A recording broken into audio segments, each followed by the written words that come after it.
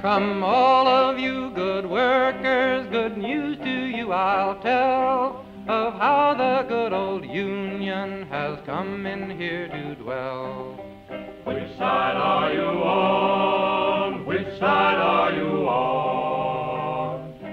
My daddy was a miner and I'm a miner's son, and I'll stick with the Union till every battle's won.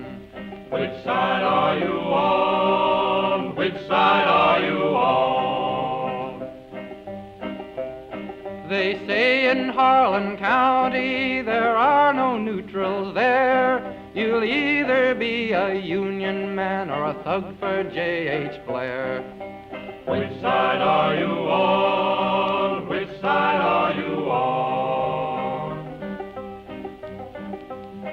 Oh, workers, can you stand it? Oh, tell me how you can. Will you be a lousy scab or will you be a man? Which side are you on? Which side are you on? Don't scab for the bosses, don't listen to their lies.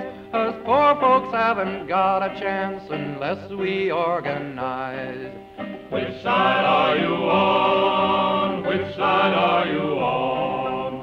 Which side are you on? Which side are you on? And just because he's human, a man would like a little bite to eat. He won't get full on a lot of talk that would give him bread and meat. Go left, 2, 3, go left, 2, 3, to the work that we must do. March on in the Workers' United Front, for you are a worker too. And just because he's human, he doesn't like a pistol to his head. He wants no servants under him and no boss overhead. Go left, 2, 3, go left, 2, 3, to the work that we must do. March on in the Workers' United Front, for you are a worker too.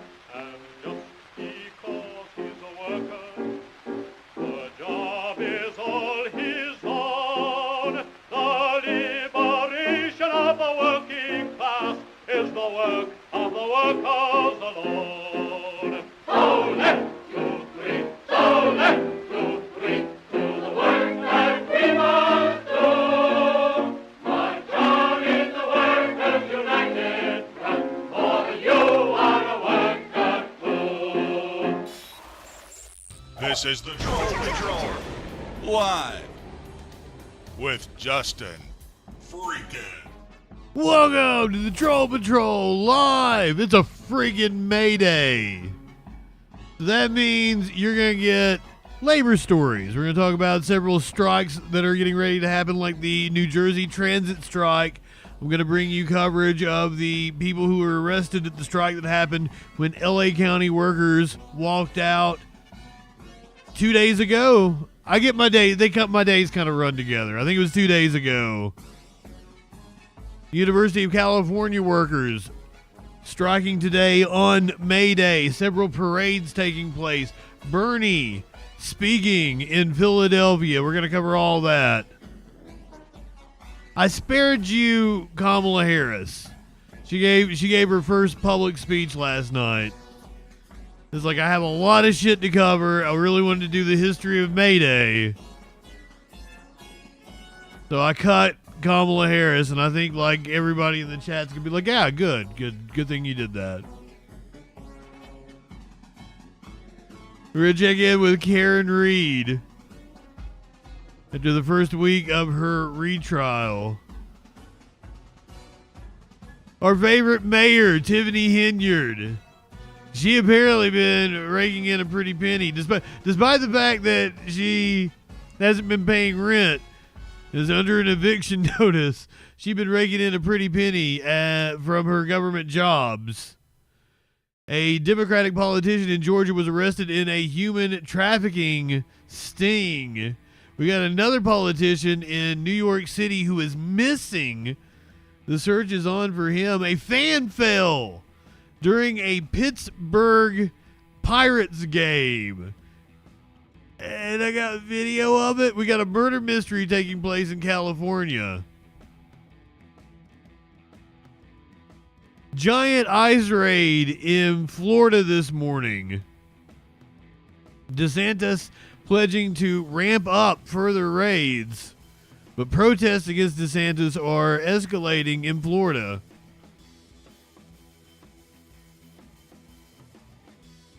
Mike Waltz apparently being demoted from his position as National Security Advisor, being nominated to be UN ambassador.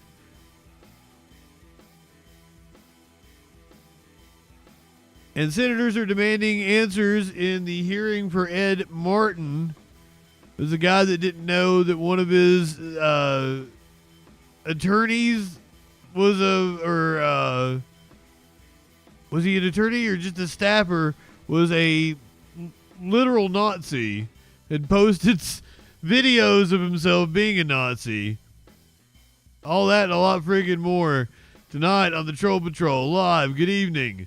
Flash, welcome in, my friend. Lenny, good to see you. Avalon, Clinically, Warlord, I'm sorry I'm not covering your local elections because it's May Day and we got May Day shit to cover. Ooh, cream pie in life echoes in maternity.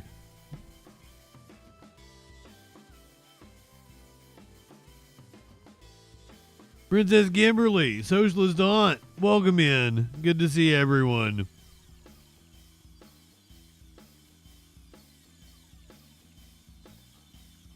I've left Avalon speechless. Where's my lighter? There it is. It's like baby blue. I should be able to see it anywhere, right? Light one up, tip one back. Didn't like the I don't know. I didn't make the meme. I have no idea. Does it make more sense that it's vagina? Vegeta. I have no idea. Does not. It looks like a cum ball. Looks like he's inside cum. Like really yellow cum. It's also pee somehow. This is tortured. I give up. I'm sorry. I tried to make it funny. I apologize.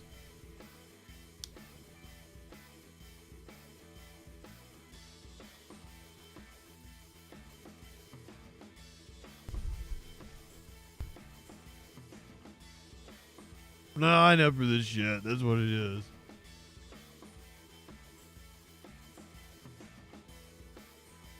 I mean, it looks like he's in cum. Like he's being shot out of a penis right there. So that's maybe why somebody would choose that artwork.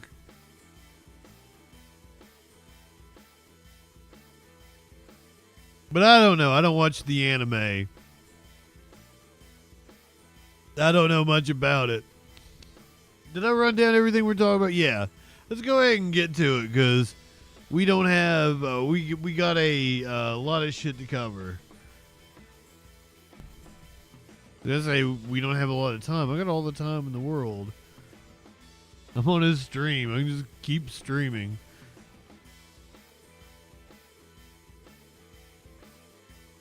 Protests taking place, or protests, demonstrations taking place all across the country. Activists from coast to coast took to the streets as part of May Day demonstrations. Thousands of union members and immigrant rights activists gathered in downtown Los Angeles today, demanding accountability from elected officials. In Phoenix, protesters took aim at President Trump's policies targeting immigrants, federal workers, and diversity programs. And in Chicago, protesters marched from Union Park to Grant Park, calling for an end to deportations and worker exploitation.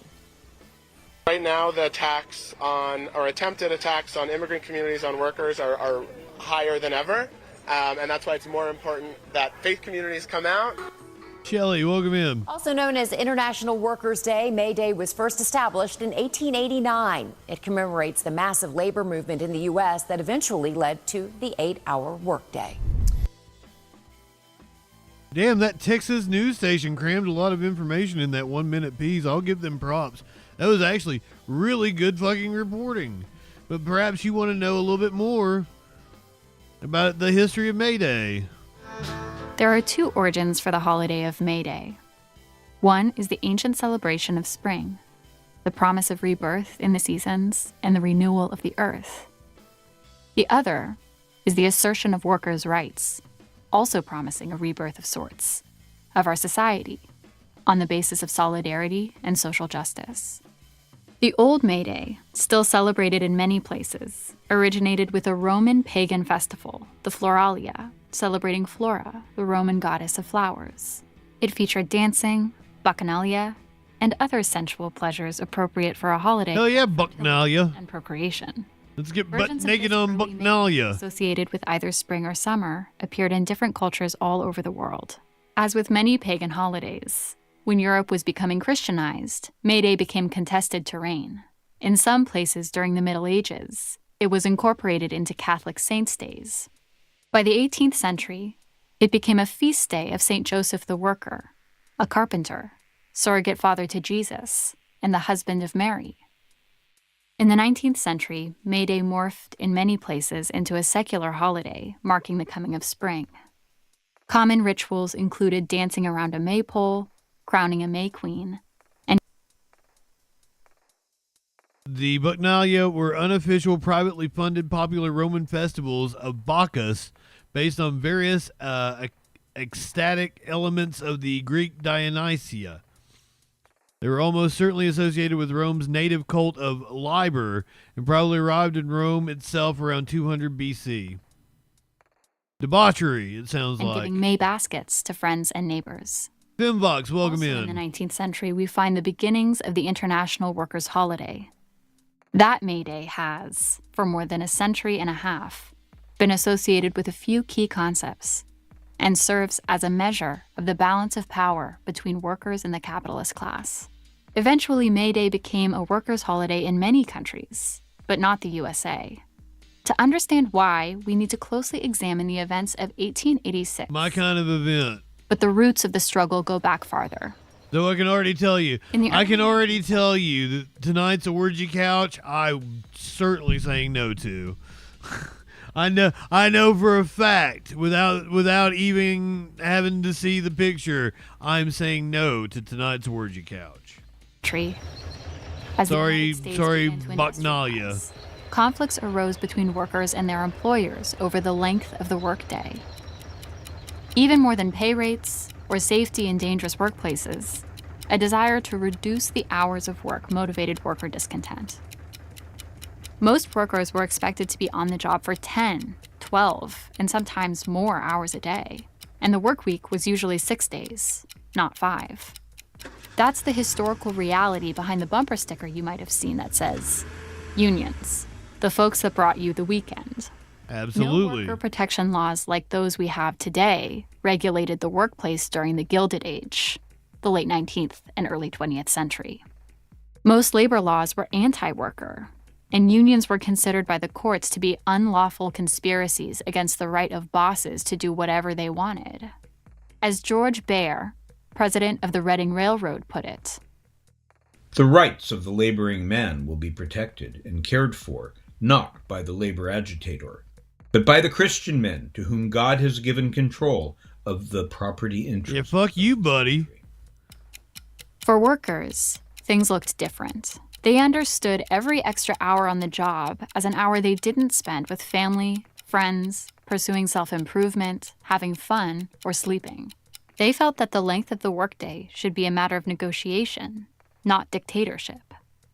To assist their efforts, they formed unions and political parties. The first unions were built by workers in the 1790s, and by the 1820s they had founded working men's parties. One of the key demands of these organizations was a shorter workday. This difference of opinion between workers and employers often resulted in strikes and sometimes spread beyond one workplace to an entire industry or even an entire city. In late May 1835, coal heavers on the Philadelphia docks went on strike for a 10-hour day. Here's how one historian described Coal this. heavers? As they paraded down the streets of the city on June 3rd, cordwainers, carpenters, and other tradesmen followed with the shouts of, "We are all-day laborers." Throughout the week, leaders used labor presses, posters, and parades complete with drum and fife corps demanding a 10-hour day to rally Philadelphia workers to join their brethren in the fight. By June 10th, over 40 trades and nearly 20,000 workers, including city employees, joined the strike. By the end of June, most laborers received the concessions they asked for. Thanks to events like this, by 1867, the movement for an 8-hour day had taken hold in the imagination of working people. They had a slogan: 8 hours for work, 8 hours for rest, 8 hours for what we will. But things didn't just move forward. Then, as today, economic hard times would reverse the workers' movement's victories. Around this time in Chicago occurred the first large, if unsuccessful, demonstrations and strikes on May 1st for the 8-hour day. The governor of Illinois signed the first statewide 8-hour day law in the country on March 1st, He's a looger. 1867, meant to take effect Richard on May Oglesby. 1st. It included an unfortunate loophole. It would only apply in workplaces where there was, quote, "no special contract to the contrary," unquote. This undermined the law. Although 10,000 workers paraded in support of an effective law, and in many large factories the following day, workers simply walked out after 8 hours, the employers prevailed and the law was not enforced. Across the country, in California, unions presented the state legislature with tens of thousands of signatures on a petition for an 8-hour day, and workers demonstrated and struck for the goal in towns and cities across the state. In February 1868, the governor signed an 8-hour day law, just the second in the country. But after completion of the Transcontinental Railroad and the onset of a national economic depression, California workers lost the 8-hour day as desperate workers flooded in from other states, willing to Casey, work more welcome hours in. for the same pay. The push for an 8-hour workday was not arbitrary. A leader of the movement, machinist Ira Stewart, said that workers were usually too modest and meek in their behavior and their desires. He said people who worked 12 or 14 hours a day, 6 or 7 days a week, could only think of eating and sleeping. They didn't have the energy or imagination to dream of a better world, let alone demand it or act together to achieve it. Across the Atlantic, Karl Marx, a leader in the small Georgie, welcome influential in. International Workingmen's Association, also known as the First International, agreed. The 8-hour day, he said, was a central goal of the workers' movement and an important step in the direction of socialism. Employers, as well as workers, knew this, so bosses did everything in their power to prevent it. By the mid-1880s, a large number of workers' organizations had passed resolutions for an 8-hour day. Some thought local unions should pressure employers to grant an 8-hour day workplace by workplace. Others envisioned a legislative approach, attempting to pass laws in city and state governments with the ultimate goal a national law. Eventually, momentum built for a nationwide general strike that organizers hoped would mark the beginning of the 8-hour. We're going to talk about general strikes here in a little bit. The Federation of Organized Trades and Labor Unions set May 1st, 1886 as the big day. It asked the largest worker organization, the Knights of Labor, to join in. Although the general strike idea was popular in the ranks of the Knights, its more conservative leaders were not enthusiastic. So the Federation's local councils worked to create alliances with as many groups as possible, including local Knights assemblies. For months beforehand, unions and other worker associations spread the word through meetings, demonstrations, flyers, newsletters, and other publications. The coalition effort was strong. Even before May 1st, tens of thousands of workers had been granted an 8-hour day by employers seeking to avoid a fight. A popular song was sung across the country in these meetings. We mean to make things over. We are tired of toil for naught, with but bare enough to live upon, and ne'er an hour for thought. We want to feel the sunshine, and we want to smell the flowers. We are sure that God has willed it, and we mean to have 8 hours. There's somebody I'd never heard this before. from the shipyard, shop and mill. 8 hours for work, 8 hours for rest, 8 hours for what we will.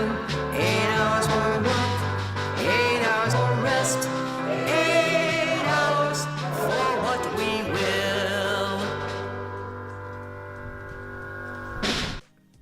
On May Day, Yeah, that shows the 30 power of million fucking workers music. left their workplaces around the country. In many cities, the strikes and demonstrations continued for days. In New York, 10,000 marched and swelled a meeting in Union Square where the future president of the American Federation of Labor, Sam Gompers, predicted that May 1st would forever be remembered as a second Declaration of Independence. in Louisville, black and white members of the Knights of Labor, ignoring their conservative national leadership, left work and marched together in a parade of 6,000. The Knights' motto was, "An injury to one is the concern of all." And in a time of enormous prejudice, many of its local assemblies nonetheless tried to live up to that ideal. Although parks in Louisville were off limits to African Americans, the parade ended in National Park with an integrated demonstration.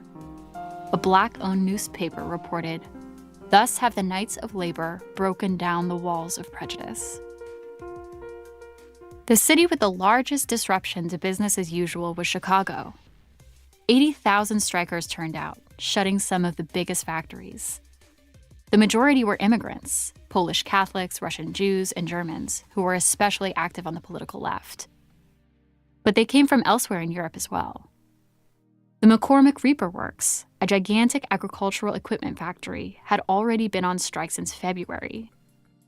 And the factory was being run by strikebreakers with the assistance of hundreds of Chicago police and armed thugs. Scabs get stabs. An 8-hour demonstration was being held May 3rd by several thousand lumbermen near the factory when the bell signaled the end of the day for the strikebreakers. As they left, the crowd confronted them. A fight broke out. Police fired into the melee, killing one striker, with more dying of their wounds soon after. One of the speakers at the rally, and a witness to the police killings, was August Spies, a socialist journalist and a leading member of the Central Labor Council. He ran back to his office and produced a flyer in English and German calling for a demonstration the next evening at 7:30 in Haymarket Square to protest the police violence. Thousands of copies were distributed the next morning all over town. The hastily called meeting competed with several others in nearby neighborhoods, and a rainstorm was gathering, but around 3,000 showed up, filling just part of the large square. Chicago Mayor Oregon gal, welcome in. as the rain began to fall. This is the history of May Day. Police station and told Captain John Bonfield, who had gathered nearly 200 police and was planning to suppress the demonstration, that it was peaceful, winding down due to the rain, and that he should send the police back to their precincts. Instead, Bonfield ordered his men to move in and break up the demonstration. By then, there were about an even number of demonstrators and police. As the police moved into the crowd, someone threw a bomb into their midst. One officer was killed and dozens injured. In the confusion, the police opened fire in all directions, killing demonstrators and police alike. The next day, Mayor Harrison declared martial law and soon hundreds were arrested. Some were union leaders and left-wing activists, and others were just in the wrong place at the wrong time. Eventually, all but 8 men were released. These 8 were charged with murder. The working class leaders, 6 of whom were German immigrants, and several of whom were never in Haymarket Square, were chosen not due to any evidence that connected them to the bomb. Indeed, the bomber was never found. What linked the 8 was their effectiveness as organizers in the city's largely immigrant working class. Yep. Normal jury selection processes were suspended, and a jury was Star Wars Day is for its May hostility 4th. to unions, socialism, and anarchism.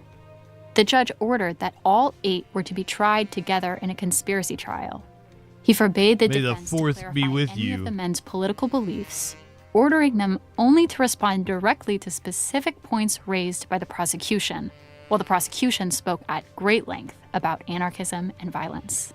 The state's attorney candidly described sounds about what the right. trial was about. He said, Law is on trial. Anarchy is on trial. These men have been selected, picked out by the grand jury, and indicted because they are the leaders. They are no more guilty than those thousands who follow them. Gentlemen of the jury, convict these men, make examples of them, hang them, and you save our institutions, our society.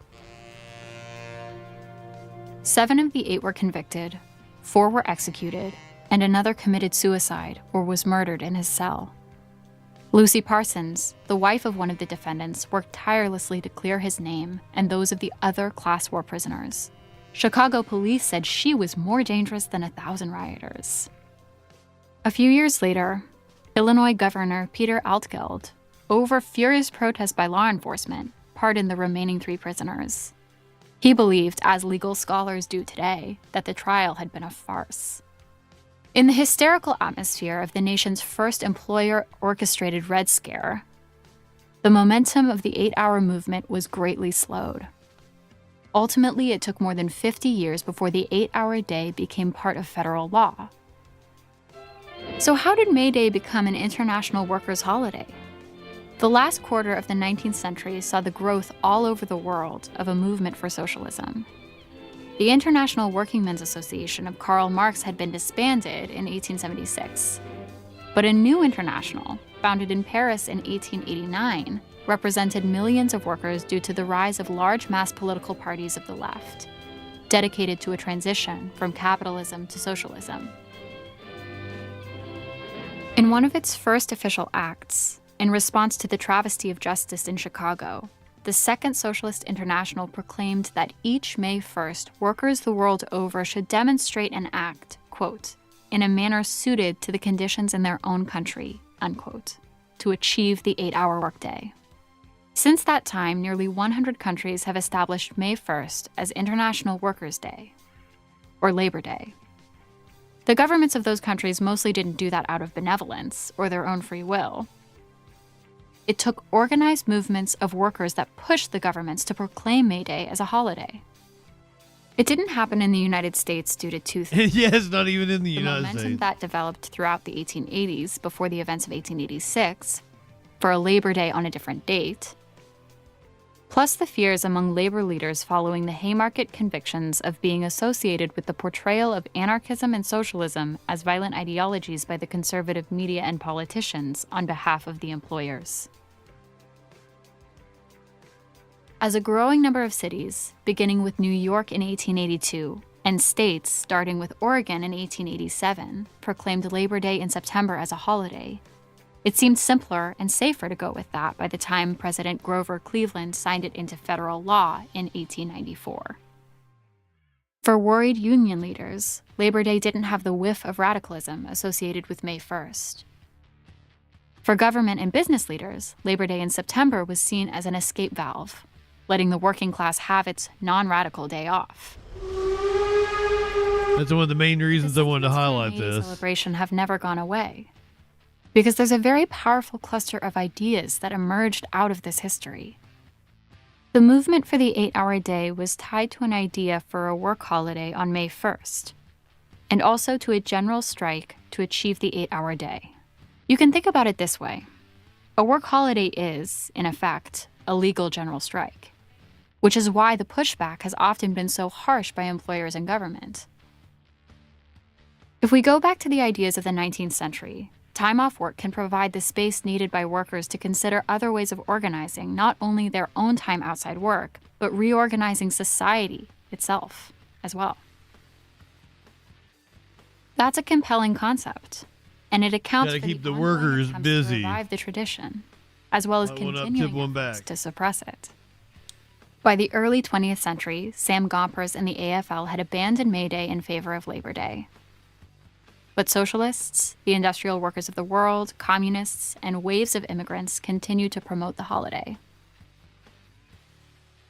In 1919, in the midst of the Spanish flu pandemic, I'm doing my part. by U.S. Attorney General A. Mitchell Palmer, 20,000 workers demonstrated in Cleveland on May 1st. Here, and in many other major cities, demonstrations and marches were met with violent repression by the authorities. This moment represented an international peak of class struggle in the wake of the Russian Revolution. Huge May Day demonstrations and general strikes rocked the capitals and lesser cities of Europe. In Winnipeg, Canada, May Day demonstrations evolved into a weeks-long general strike. Let's take a brief detour to look at common elements of general strikes and some examples. 4 things are usually required: a generalized anger in the working class, a call by worker leadership for a general strike, an organizational structure in place that can carry it out, and a spark. In that same year of 1919, in February, 65,000 workers went out on the Seattle General Strike. 100 unions affiliated with the Central Labor Council joined a solidarity strike in support of shipyard workers who were already out. The general strike lasted a week. Strike fever ran the city, teaching themselves that such things could be done. But it ended with raids of IWW and socialist offices and mass arrests amid a vicious, coordinated, employer and government-led Red Scare. In 1934, during the Great Depression, May Day drew a couple 100,000 marchers in New York. San Francisco saw smaller demonstrations. But 9 days later, maritime workers went out on a West Coast-wide strike. After 2 participants were killed by police, the San Francisco Labor Council called a general strike. The work stoppage brought virtually all industrial and commercial operations to a halt. After this display of determined collective power, maritime workers gained union recognition, substantial increases in wages, and control over their hiring halls. 1 year to the day after the San Francisco strikers were killed, Congress passed and President Roosevelt signed the National Labor Relations Act, or NLRA, establishing a national legal mechanism for peaceful workplace conflict resolution. 3 years later, he signed the Fair Labor Standards Act, and 8 hours finally became the workday standard. Now you want higher wages, let me tell you what to do. Got to talk to the workers in the shop with you. You got to build you a union, got to make it strong. But if you all stick together, boys, 'twon't be long. You got shorter hours, better working conditions, vacations with pay, take your kids to the seashore. In 1946, the Oakland General Strike, part of a massive strike wave of industrial workers following World War II, was the last of 6 citywide general strikes that year, and the latest our country has produced. A less violent and less conclusive affair than San Francisco's, touched off by women clerks on strike for union recognition in downtown department stores, the mass action nevertheless led to collective bargaining in the town's retail industry. The Oakland General Strike, interestingly, did not call itself a general strike. Its leaders called it a work holiday, and it had a festive atmosphere, partly due to its occurrence during the holiday season, but also because the capitalist class chose not to contest the outcome with armed force in the streets.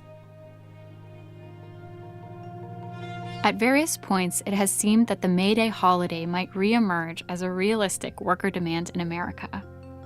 These efforts stubbornly continue to this day, up to and including the call for general strikes in support of May Day, but also in connection with other movements of resistance with greater contemporary resonance.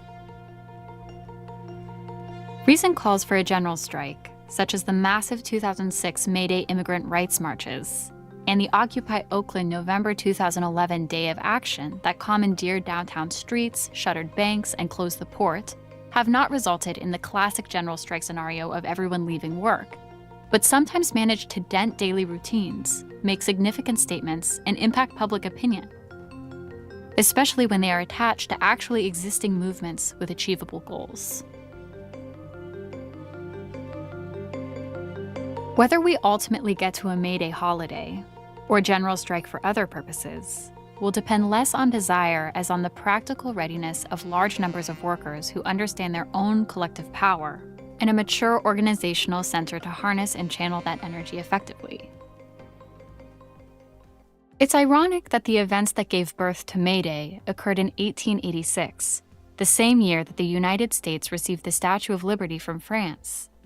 A symbol of welcome to immigrants was dedicated just as a wave of anti-immigrant scapegoating swept the nation, set in motion by anti-labor forces to hold the line against the 8-hour day. Similar contradictions continue to the present. So which will it be? Divide and conquer, or unite and win? For the last few years, we have been seeing a significant uptick in Which side are you on? After decades of decline in the number of walkouts, public education workers, auto, hotel, and grocery workers, and others have pushed their protests against bad working conditions and inadequate pay into the streets. Frontline workers demanded safe workplaces during the COVID-19 pandemic. Hundreds of mostly small but noisy strikes at fast food restaurants, factories, delivery services, and especially in the global supply chain bubbled up in 2020. The actions were accompanied by an outpouring of affection and support for these workers as the public encountered them in hospitals, supermarkets, at the door of their homes, and in the streets, and with a renewed appreciation for their essential work. Since then, a growing awareness by workers of their potential power has begun to spur further union organizing and renewed attention to May Day demonstrations. The question is how these building blocks of social change, collective action, public support for workers, Stay pissed. imagining a better world, can be pulled together and amplified and nourished during the current crisis. That's another way of asking the same question always posed by May Day: whether the working class can organize more effectively than the capitalist class. The history of May Day, with its ebb and flow of connections between labor and socialism, reform struggles and revolutionary ideas, repression and resistance, tells us that winning is far from easy, but that it's possible. It depends on us.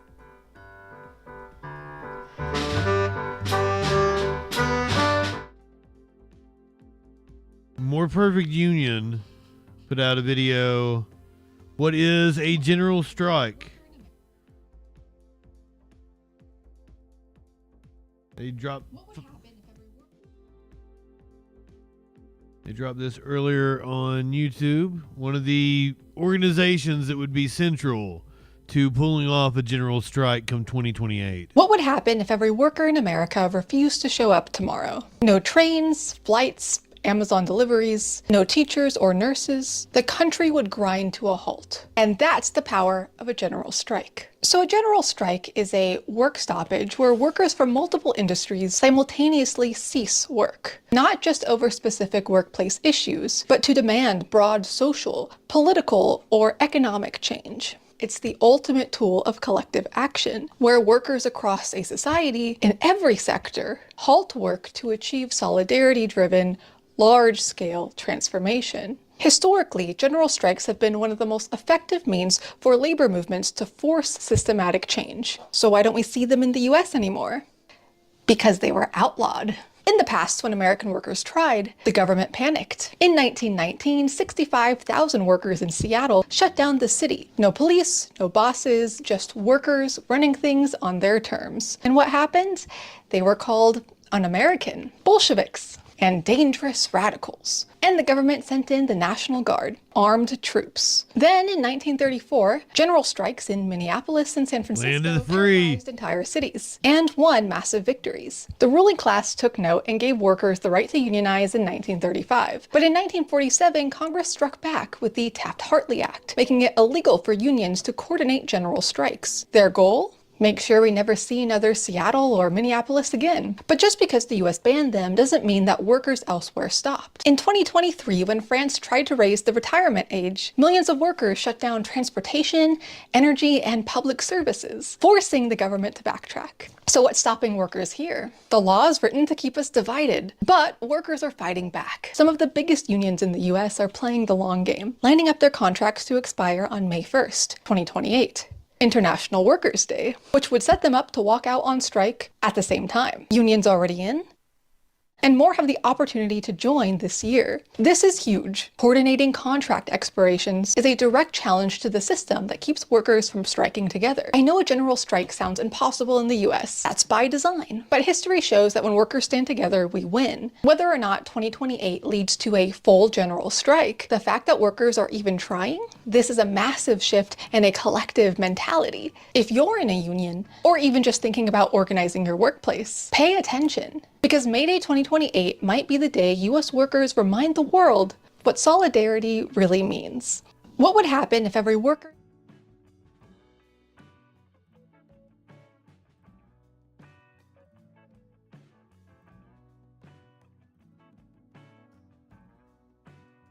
Well, see, that's why it's a general strike. They can't fire us all, Casey. You see? That's what a strike is about. They need us more than we need them. Cicero, good evening. Earlier today in Philadelphia, massive crowds gathered for Bernie Sanders. 20 minutes of nonstop news begins with a workers' rally and march that is causing traffic trouble as we head into the evening rush. This is a live look from City Hall where Senator Bernie Sanders is holding a rally with hundreds of people. Several busy streets in the area have already been closed and more are expected once these workers begin a march through the city. Good afternoon. Thanks for joining us for NBC 10 News at 4. I'm Tracy Davidson. I'm Jacqueline London. As this rally gets underway and these workers get ready to march, we will be following the impact on traffic all across Center City. Right now, though, we do want to check in with NBC 10's Lauren Meigs. She is live at City Hall where Senator Sanders is getting ready to speak. She joins us now with more. Lauren. Well, Jacqueline and Tracy, this rally is scheduled to start at 4, so we're waiting at this point for Senator Sanders to start his address to the crowd here. This rally, this is post-2024, but also pre-2026, looking to lay the groundwork for the midterm elections. Let me tell you where we are right now. We are just off the intersection of Broad and JFK. That intersection completely filled with people at this point. The streets are shut down there, and this crowd, this is a mix of union members. AFL-CIO has people here. Unite Here has people here as well. And also just people showing up to hear from Senator Sanders and hear his message. Senator Sanders has been having rallies like this all across the country. Here at this one, I spoke just minutes ago to a hotel worker here in Philadelphia about what he hopes they can do. I think that rallies like this can absolutely show solidarity, that we're willing to stand up for what we believe in. We're willing to stand up and show that this is the right thing, this is the right cause, that people are upset that things are not being equal, that we're tired of it. We're tired of everything that's going on in everyday life. We're tired of our prices going up. We're tired of the unfair treatment. We're tired of the inequality in life and everything else. So rallies like this will absolutely help show that we mean business and we absolutely will stand on business when we need to. Who are you sending that message to? Are you sending that message to President Trump? Are you sending it to Democrats? Who are you sending the message to? We're sending it to everyone that needs to hear it. We need to send it to everyone who needs to He's hear kicking it, to authority in stand the up for balls. themselves, to stand up for what you believe in, to stand up for what's right. And we're sending a message to the billionaires, the oligarchs, to everything else, the president, everybody who need to know we're going to fight you. We're going to fight against this inequality. We're going to fight against injustice. We're going to stand up for ourselves. And if you're against us, we're going to fight against you. Senator Sanders, again, is expected to address this crowd very soon. Now, he has been having these rallies across the country, also with Congresswoman Ocasio-Cortez, Alexandria Ocasio-Cortez. She is not expected to be at this particular rally. Senator Sanders is one other person I spoke with today says she hopes rallies like this will encourage people to vote. We'll see you back here at 5 o'clock live in Center City. I'm Lauren Make, NBC 10 News. We'll check back in with you. Lauren, thanks. And you can count on NBC 10 for the latest information on the road closures caused by this rally. We'll continue to bring you live updates on air and on our NBC 10 app as the situation develops. Casey, you should probably look up what the word oligarch means before you throw it around like that. That's hilarious. Let's go to the rally. This was a rally with the AFL-CIO. Starting off with Danny Bauder, the president of the Philadelphia Council, AFL-CIO. And so it is so appropriate that we are all gathered here today in one voice, standing up for our rights. You know, May Day was the original Labor Day. And in many countries it still is. And so we're taking it back here in Philadelphia. And we're going to have 2 Labor Days.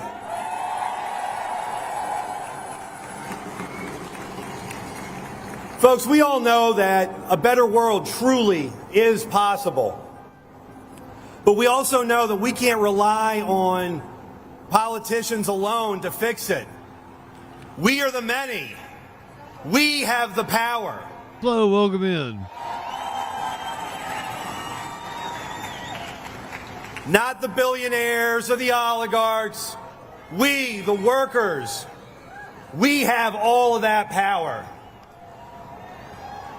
And we're so strong with our power when we are together in solidarity like we are today. You know, in this moment that we're in, I think a lot about the 60s. And I think a lot about the struggles of the civil rights movement. Welcome. And of labor struggles that we had in that time. And I think a lot about how Walter Reuther, who was at the time the president of the UAW, had regular correspondence and conversations with Dr. Martin Luther King. Now, Casey, how does that definition apply to Bernie Sanders? Power rests with a small number of people, often characterized by the ruling group's wealth or privilege. The term originates, blah, blah, blah. Marked by corruption or self-serving interest, and those in power are often referred to as oligarchs, who may be connected by wealth, family ties, or corporate interests. Does that sound like Bernie Sanders, or does that sound like Donald Trump? The guy with the billionaire cabinet.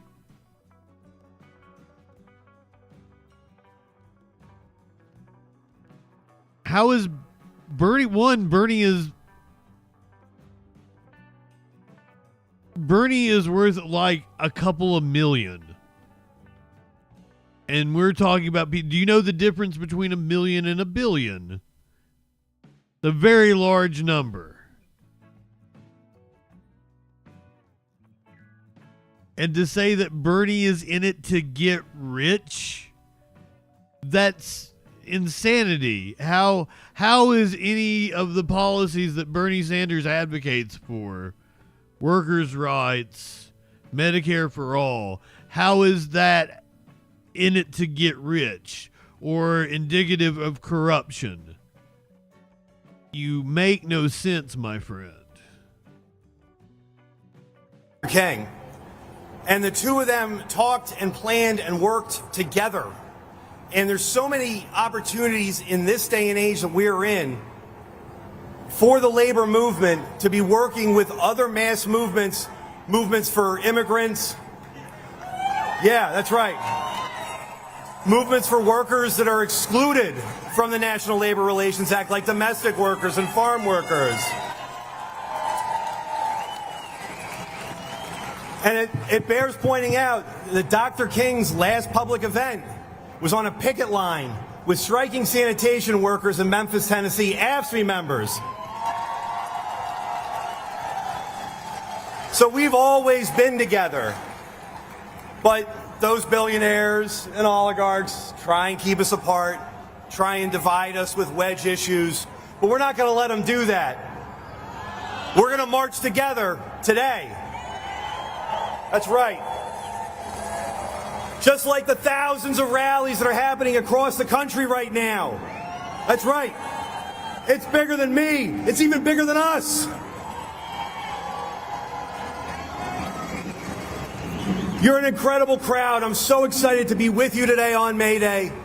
Again, my name's Danny Bowder, and I have the privilege of being the president of the Philadelphia Council AFL-CIO.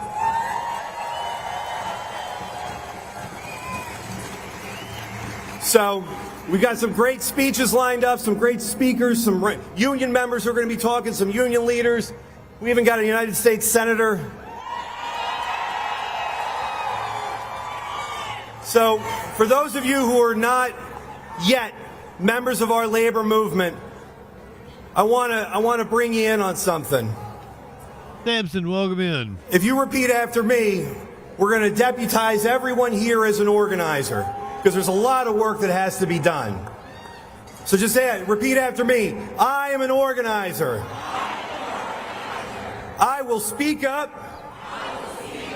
about my rights and work to organize my coworkers, friends, and family to stand up for theirs.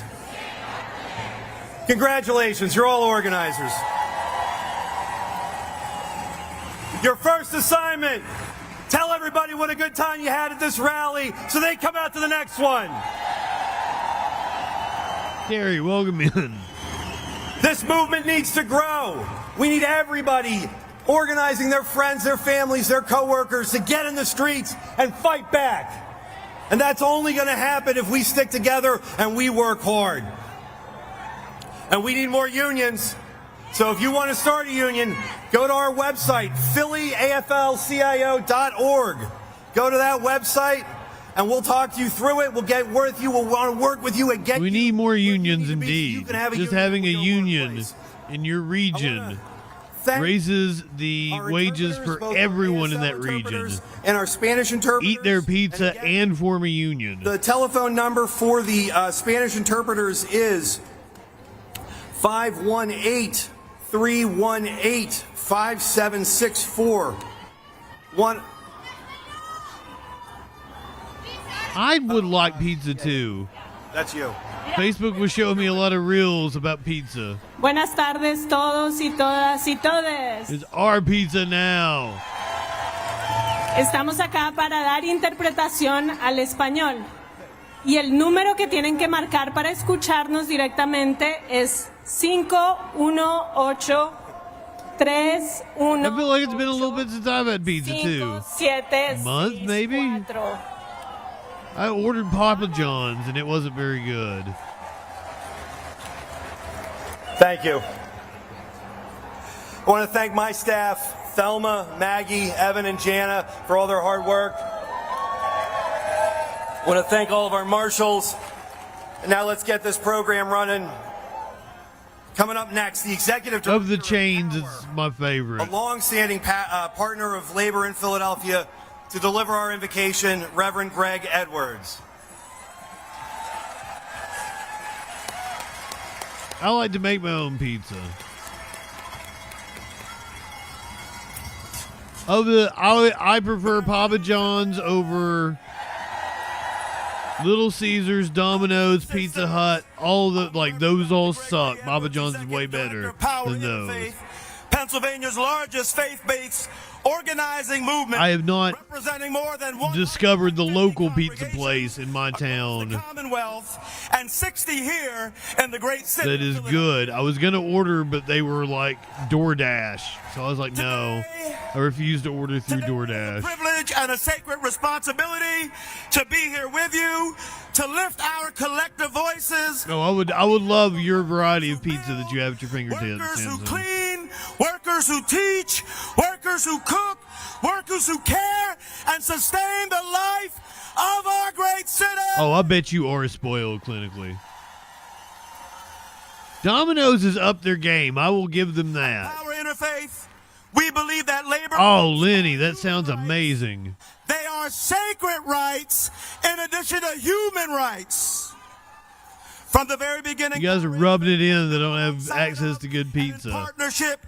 I really like, there was a regional chain called Marco's, and I loved it. It was like the best pizza you could get in the area. But there's not one in the new city I'm living in. We did so because our faith demands that we have human rights. They refuse to order from a local place if they use DoorDash. We also know as people of They need to employ people.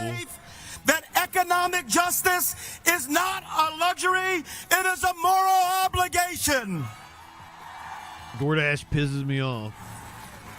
As a pastor, I cannot separate the struggles of workers from the calling of my ministry. The people who sit in our pews are the same people who serve our food, clean our hospitals, drive our buses, and teach our children. My congregants are your workers. War Machine. Your workers are my congregants. Donatos? Is that Are low a when place? their health care is denied, when their house, Is that like a frozen pizza? the entire community suffers. I disagree with you, Oregon gal. Friends, we are here today to proclaim a simple. I also don't like a deep dish. I like a medium, nice crust. Worker is valued. Every worker Oh, is it's a chain? Yeah, I've never even heard of it, War Machine. paid fairly.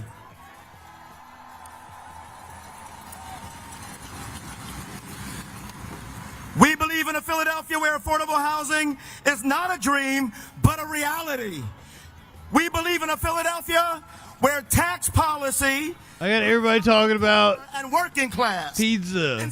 Yeah, tell me your favorite types of pizzas while this dude's wealthy. mouthing off here. Thin crust with pineapple. In Washington, D.C., or right here inside City Hall. I'm not going to turn down a thin crust. Pizza.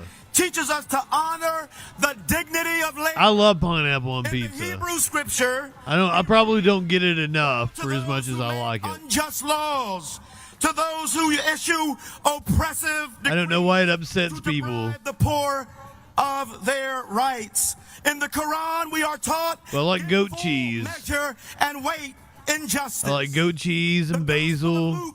The Christian gospel, Jesus proclaims, the laborer deserves their wages. These are not merely ancient words, beloved. They are a divine, sacred call to action here and now. I've never been into the black olives, the pesto. Love pesto. Up to the president to remember who they were elected to serve. Not the developers, not the billionaires, not the I make a damn fine barbecue chicken pizza. the workers who make this here country, these yet to be United States, run. Because let's be clear, You guys are making me really fucking hungry. I kind of don't want to hit the. workers can't afford groceries. That is not just bad policy; it's a moral failure. I have never had anchovies on a pizza, but I would try it. When politicians prioritize, Ooh, I love a spicy salami. Spicy salami is amazing. not just an economic choice, it is a betrayal of the common good. We must demand strong contracts. The olives are pickled. I hate pickles. Demand affordable housing. I hate pickled shit. Family is forced to Holiday, welcome in. Byronic, welcome in. and putting food on their table. I need to pack one. Josephus, welcome in.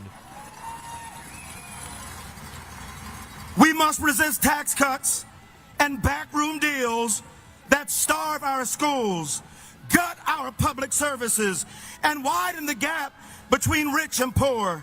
We must organize. I'm a big meat fan. Meat on pizza is what I really like. We must push, and we must act, because the future of Philadelphia, I gotta pack another one here. depends on it.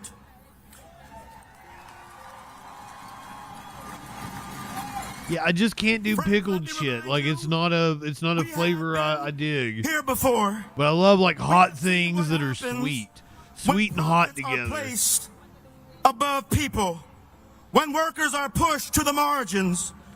That's why I love sriracha. I put it on so many things. Labor and faith come together.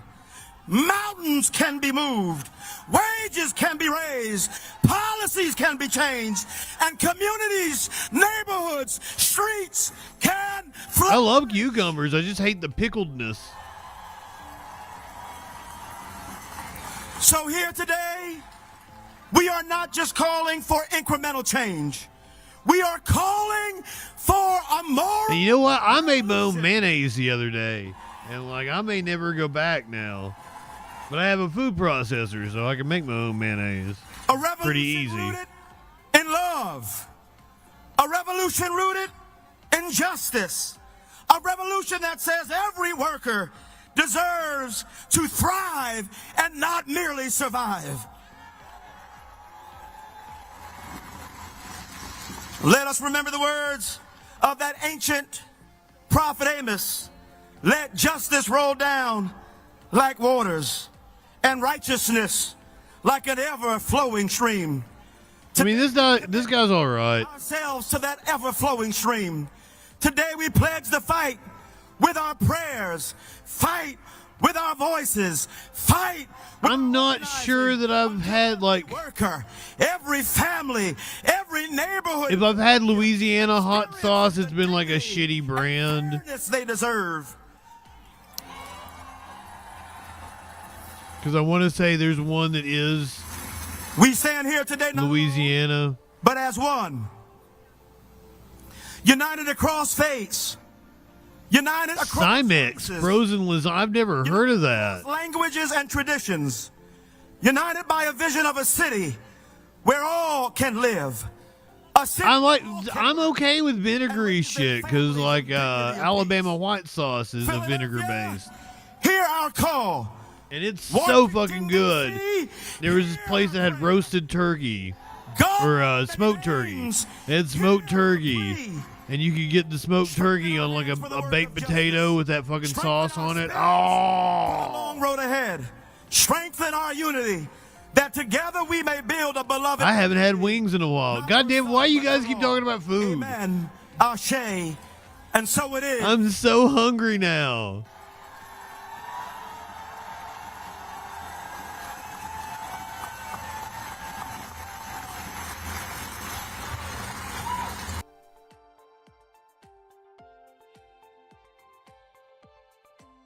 Did it freeze?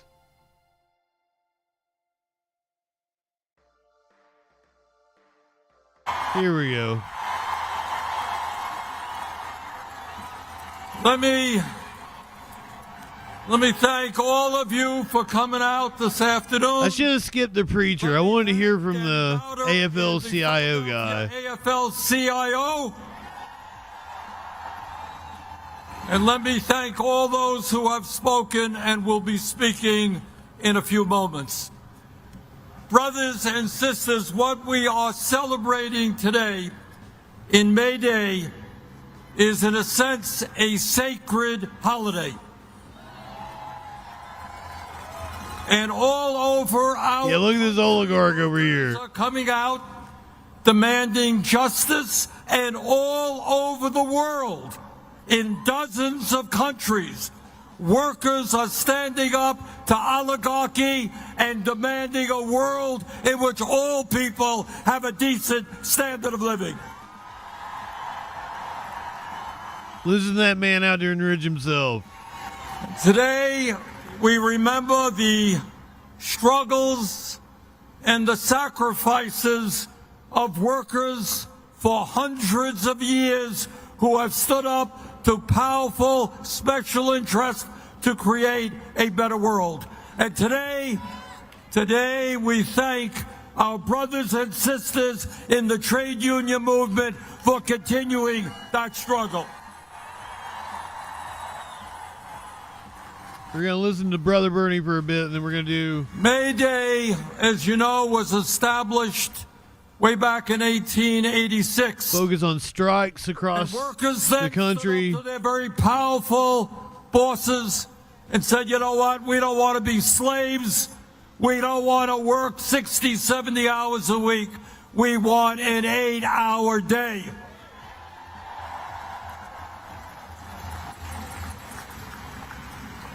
Yeah, all of his wealth comes from his book. Workers stood up and they said, you know what, children should not be working in factories or in the fields. They should be in good schools.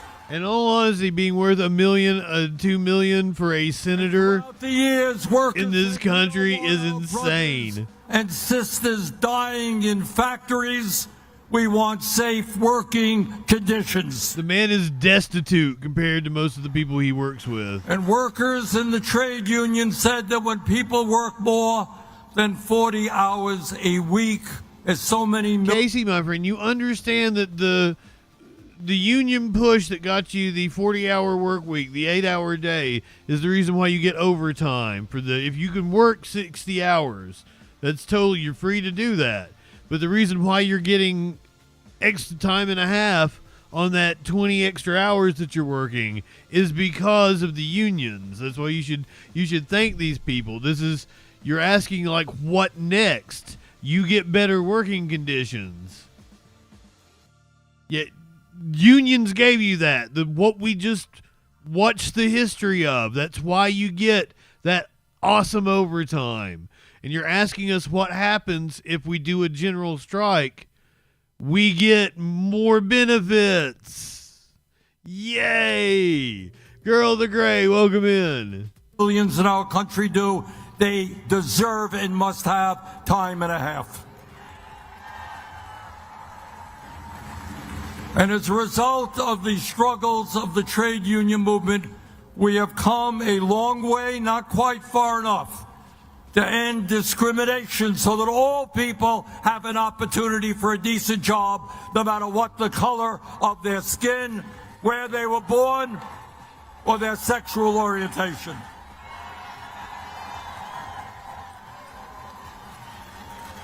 And when we think about history, I want you all to double time.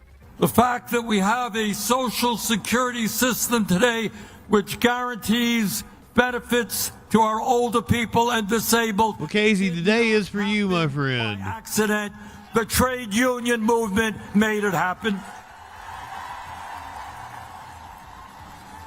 Happy May Day to the fact that a union man today through Medicare can get the health care they need did not happen by accident. Trade union workers made it happen. And today, the fact that millions of lower income people and elderly people in nursing homes get supported by Medicaid did not happen by accident. The trade union movement made it happen. So my point is that because of the trade union movement, this country has come a long way over the last 150 years. But let me tell you something that you're not going to see in corporate media, and something that you're not going to hear much about on the halls of Congress.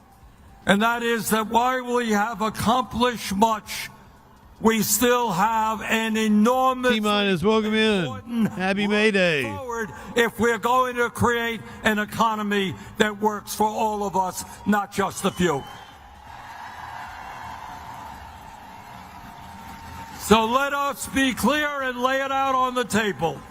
In the year 2025 in America, we are now living in an some people like to work a lot of society. If you want to work 60 hours, you should get more money for it. Let's get you more money for it.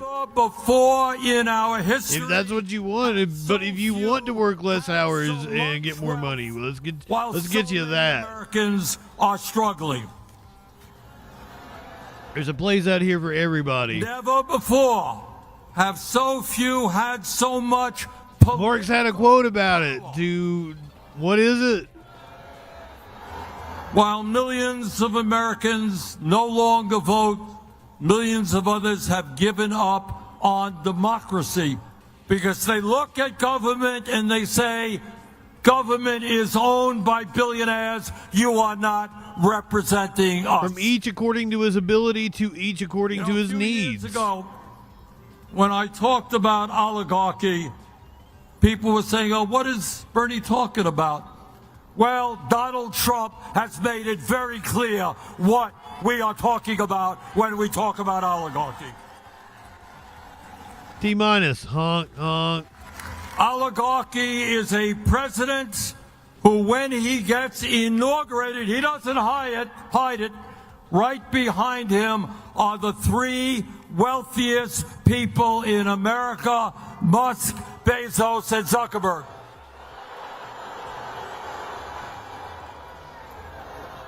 And right behind them are 13 other billionaires who he has appointed to head major government agencies. Boo. I think all of us remember that when Abraham Lincoln was in Gettysburg, right here in Pennsylvania, and he looked out at a battlefield where a few days before 20,000 Union soldiers had died or been wounded. And he looked out and he said, our vision for the future of America is a government of the people, by the people, and for the people.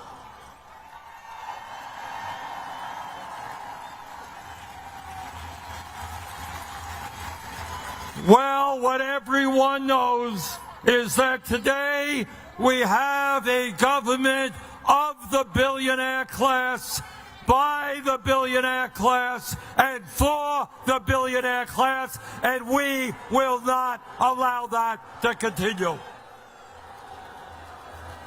And let me be very clear.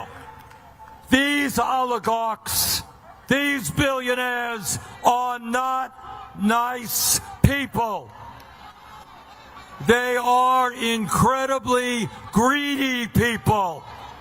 You might think that somebody who has 10 or 20 billion dollars might be content, might think that's enough. Not these guys. They want it all. And they are prepared to destroy Social Security, Medicare, Medicaid, nutrition programs in order to get more tax breaks for themselves. Yep. So today, brothers and sisters, we tell these greedy oligarchs, this country belongs to all of us, not the billionaire class.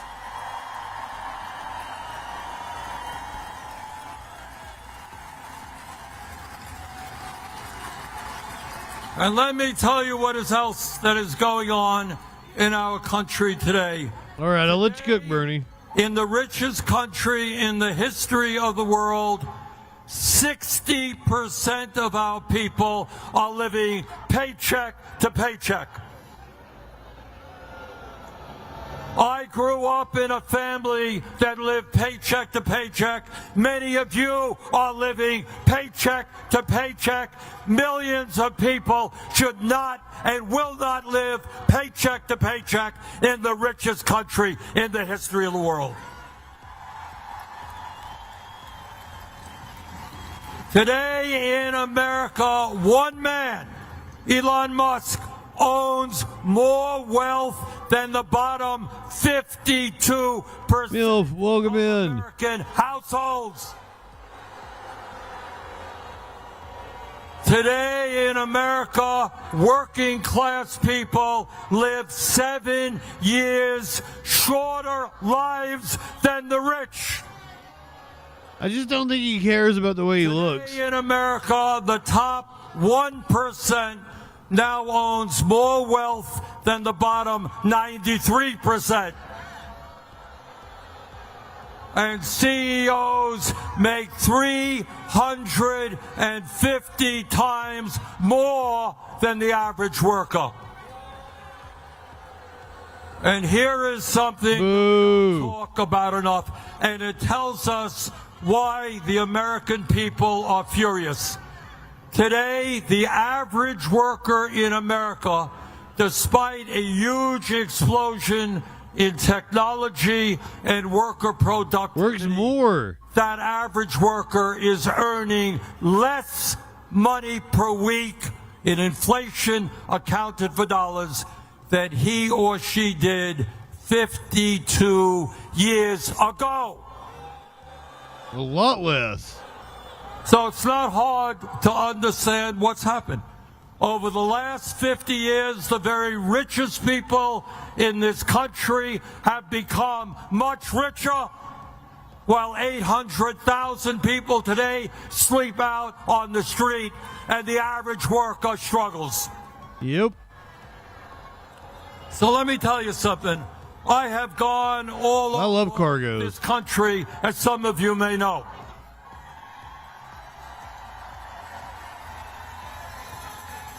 And what I am proud to tell you is the American people, by the millions, are saying no to oligarchy, no to Trump's authoritarianism, no to Trump's kleptocracy, and no to tax breaks for billionaires. And I'm here in Pennsylvania to tell any member of the free balling and cargo bands delegation that if they vote for tax breaks for billionaires, I can't free ball. I gotta have Medicaid, nutrition, boxer and shorts. Education, we are going to throw them out of their jobs.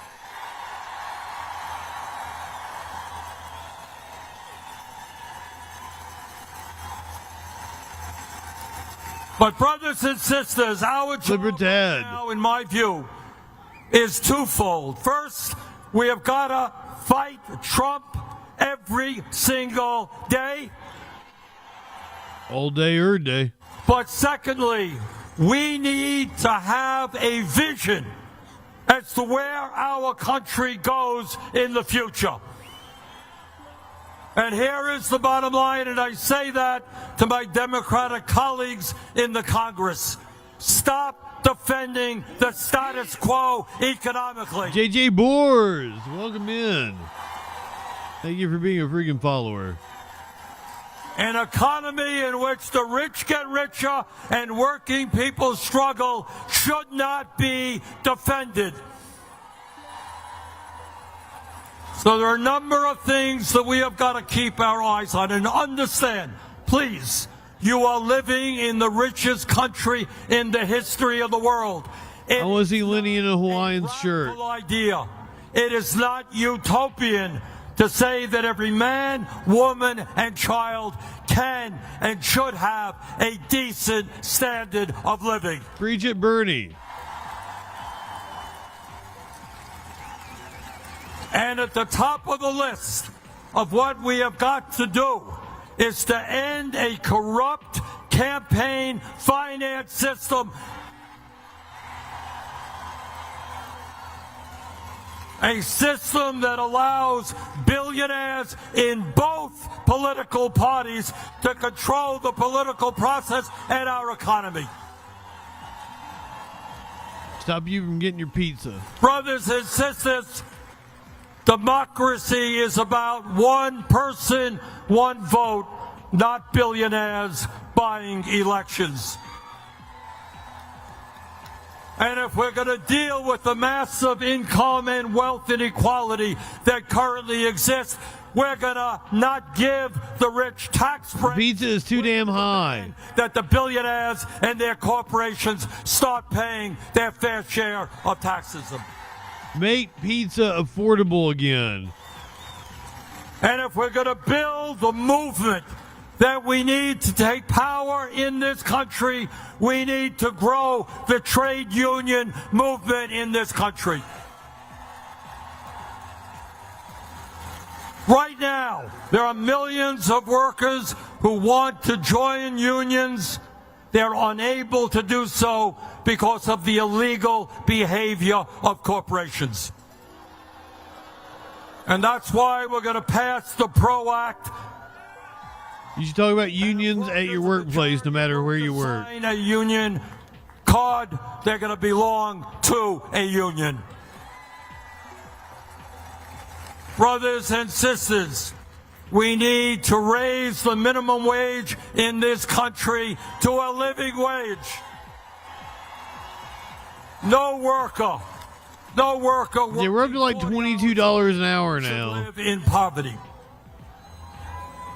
And brothers and sisters, if we're going to compete in the global economy, we need the best educated workforce in the world. And that is making not only our public colleges and universities tuition free. It means paying our teachers a wage that they deserve. There is no reason why we should not be having the best public education in the world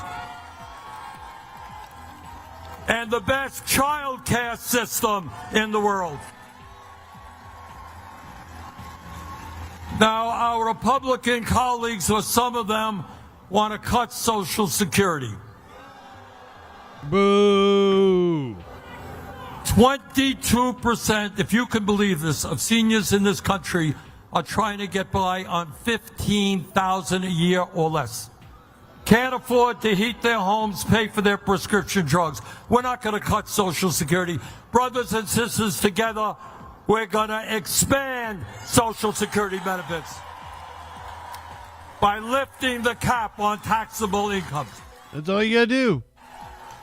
And let me tell you something else. That fucking symbol. To remember something called a defined benefit pension plan. You know what that is? I know it's a radical idea to the younger people.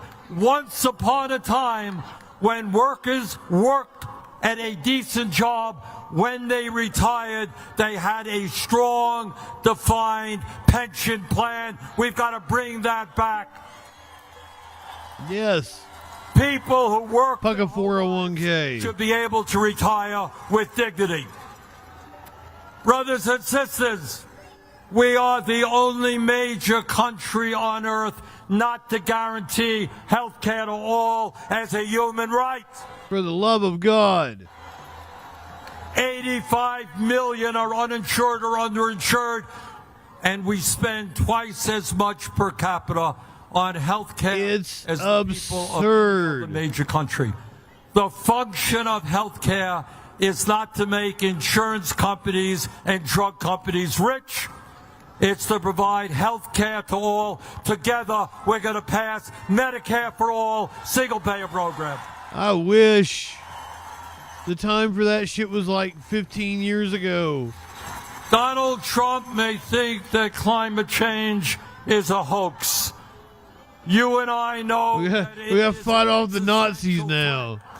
We can create millions of good-paying union jobs by transforming our energy system into energy efficiency and sustainable energy. And brothers and sisters, instead of spending $1 trillion a year on the military, instead of giving billions of dollars to Netanyahu and his horrific war against the people of Gaza, we can cut military spending and build 5 million units of low-income and affordable housing. Yes. There's no reason not to. Now, I'm not going to tell you other than greed. The struggle in front of us that's the reason. Is easy. The oligarchs own the economy. They own the media. They own the political process. That's the reality. And I may not have a PhD in mathematics, but there is one thing I do understand. That if we do not... I don't know if I'm all the way for banning landlords. I think you... By the color of homeownership need... I hate landlords. We were born... Definitely outlaw corporate landlords. If we stand together around a progressive agenda, if we start electing candidates who work for us and not the billionaire class... I think maybe you can only own like one rental property or some shit. If we think big and not small, brothers and sisters, there is nothing we cannot accomplish. Let's go out. Let's do it. I don't know. I'm open to hearing suggestions. Thank you all. Thank you, Bernie.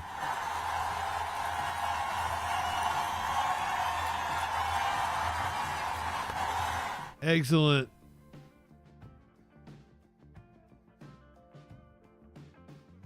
Let's cover a few different strikes going on in the country. The county workers in LA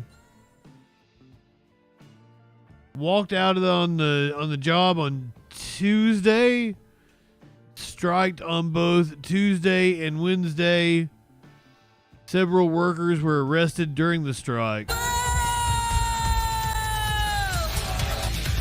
LA County workers on strike, facing off with police as a sea of SEIU employees march in the streets of downtown LA.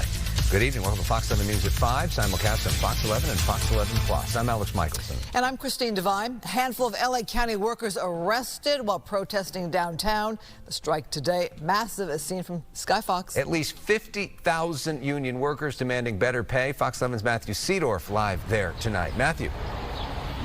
Well, this is where that rally was taking place. You can see it's now been cleaned up tonight, but a massive march across downtown here today. Thousands of LA County workers on strike. The wages are low. Everything's going up, but except for our paycheck. SEIU Local 721 union nurses, custodians, and social workers off the job for the two-day protest. Give me my money. Closing some libraries, non-urgent health clinics, and... Give her money! We're just trying to make our voices heard. Some protesters briefly face-to-face with police. Taken away in handcuffs for blocking a road.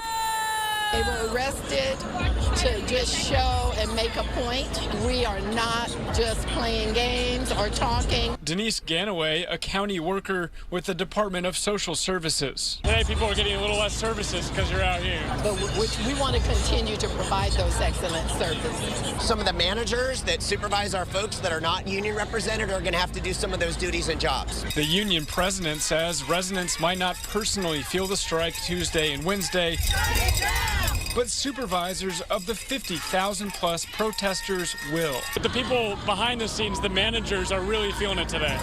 Yes, they are. A county spokesperson responding to these protests. Bitch to the owners. Negotiate themselves into a deficit. Oh, wait a minute. We're talking about the county. They're trying to strike a balance, fair compensation for our workforce while sustaining services and avoiding layoffs. We're not asking for anything that's unrealistic. It's just a cost of living raise. So the two-day strike continues tomorrow. Then it's right back to work on Thursday. This is a problem because the county has had to pay out like a multi-billion-dollar settlement because of sexual abuse claims. And they're having a hard time being able to find the money elsewhere. As these two sides work on reaching a deal. Reporting live tonight, Matthew Seedorf, Fox 11 News.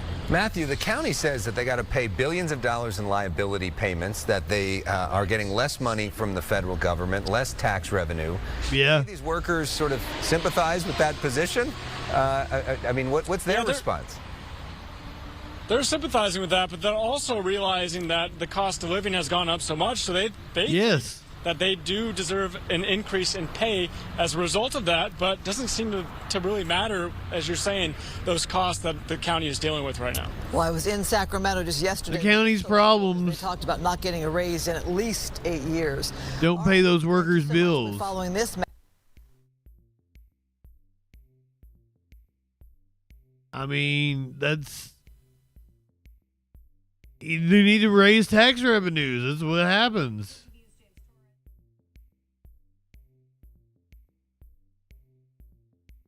University of California workers struck today for May Day. We're going to see some demonstrations at hospitals and at schools. And KTVU's James Torres live in Berkeley this morning, covering some of what we're going to see this morning. James? Yeah, Pam, the University of California systems will likely hold one of the larger demonstrations that we'll see in the Bay Area. It's a system-wide, statewide, one-day strike affecting most of its university, professional, and technical employees. Those employees ranging from hospital technicians to research assistants. They've long complained about short staffing and rising healthcare costs. The union president saying negotiations for a new contract have gone on for about a year with little progress with the UC systems. This affects about 20,000 union members who say without that progress, the public suffers. Yes. Clinical trials being canceled or paused, clinics closing their doors to new patients, students waiting longer and longer for appointments with therapists, patients waiting longer and longer in emergency rooms, going into crisis or worse. The union says it's also upset at the UC system's hiring freeze, which they say is contributing to its short staffing. UC leaders criticize the union for costing its membership a day's worth of pay and the system millions of dollars over a one-day strike, arguing that they have offered a competitive contract. The two sides are set to return to the negotiating table next week, and we expect to see all sorts of forms of protests at the local school system in Berkeley as well. Teachers at several Berkeley Unified schools will march on the sidewalks in front of their campuses, calling for better contracts that would guarantee more staffing and what they call student stability. We're live this morning in Berkeley. I'm James Torres. New Jersey preparing for chaos as transit workers set to strike.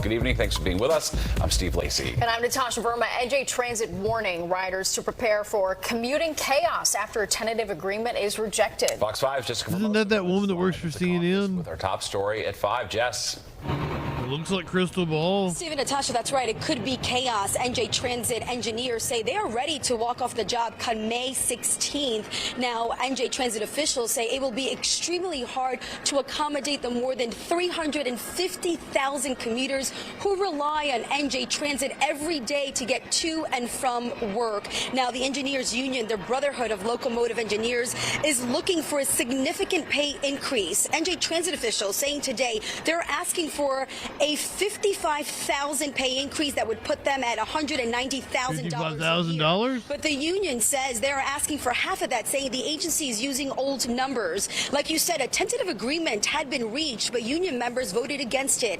NJ Transit saying if they indeed strike, it will result in a complete suspension of NJ Transit rail service, including Metro North Rail west of Hudson service. PATH, Amtrak buses will still run. NJ Transit will focus on adding buses, specifically buses heading towards New York City, which is where the majority of its commuters New York City. We intend to take the current bus lines that exist and enhance them where appropriate and target our focus on New York City because 40% of our bus riders go to New York every day and 72% of our rail riders go to New York every day. Second, we'll have 4 park and rides throughout the state that will have supplemental bus service.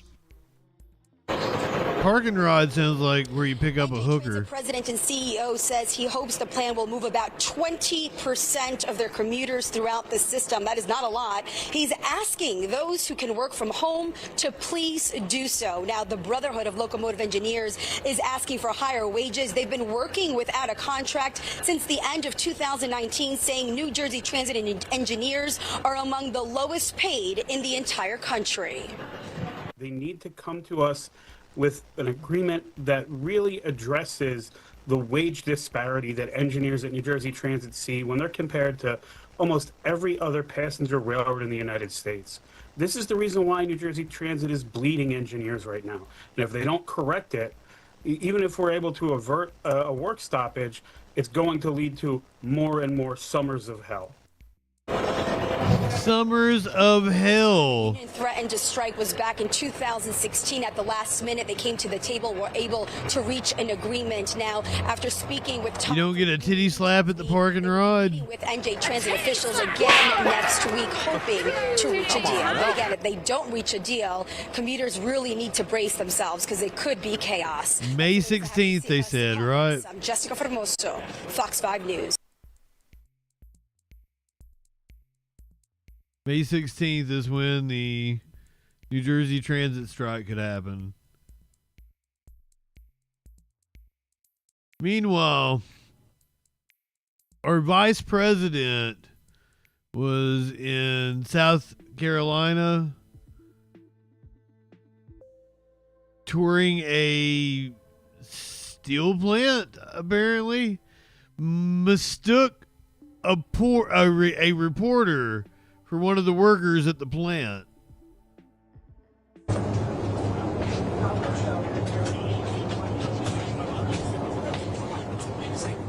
Yeah. Hey guys, how we doing? Good. Look at this phony.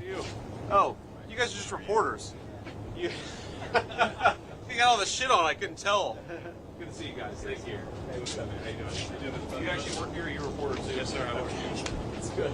Hey, how you doing? Vice President of the United States. How are you? Thank you. Josh, nice to see you. How are you? Yeah. Ethan? Yes, sir. How are you? Good. What How are you guys the doing? Vice President Good. How about and, you? Good, man. What are we doing here? This is We're making some Knucker Steel, That's awesome. That's good. No, you're Berkeley, cars get dropped. and Hugger, South Carolina. I've never even heard of it.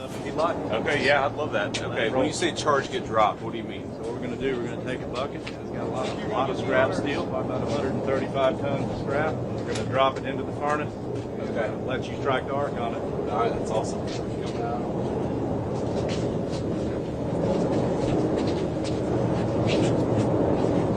Dropping some steel into the furnace. Oh, this is How cool. hot is it in there? Well, the last temp we took was about 2,906 degrees. That's pretty crazy.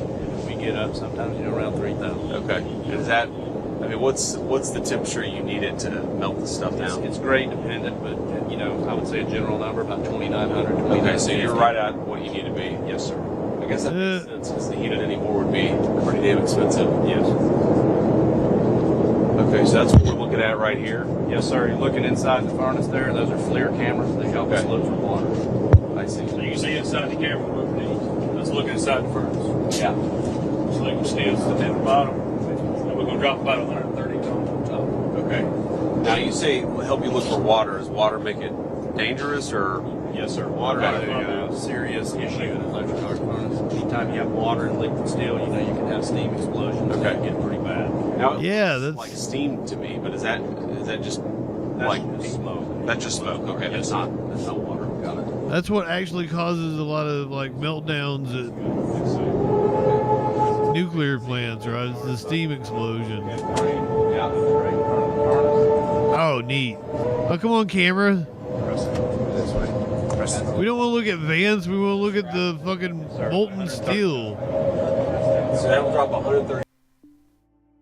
Boo. More molten steel.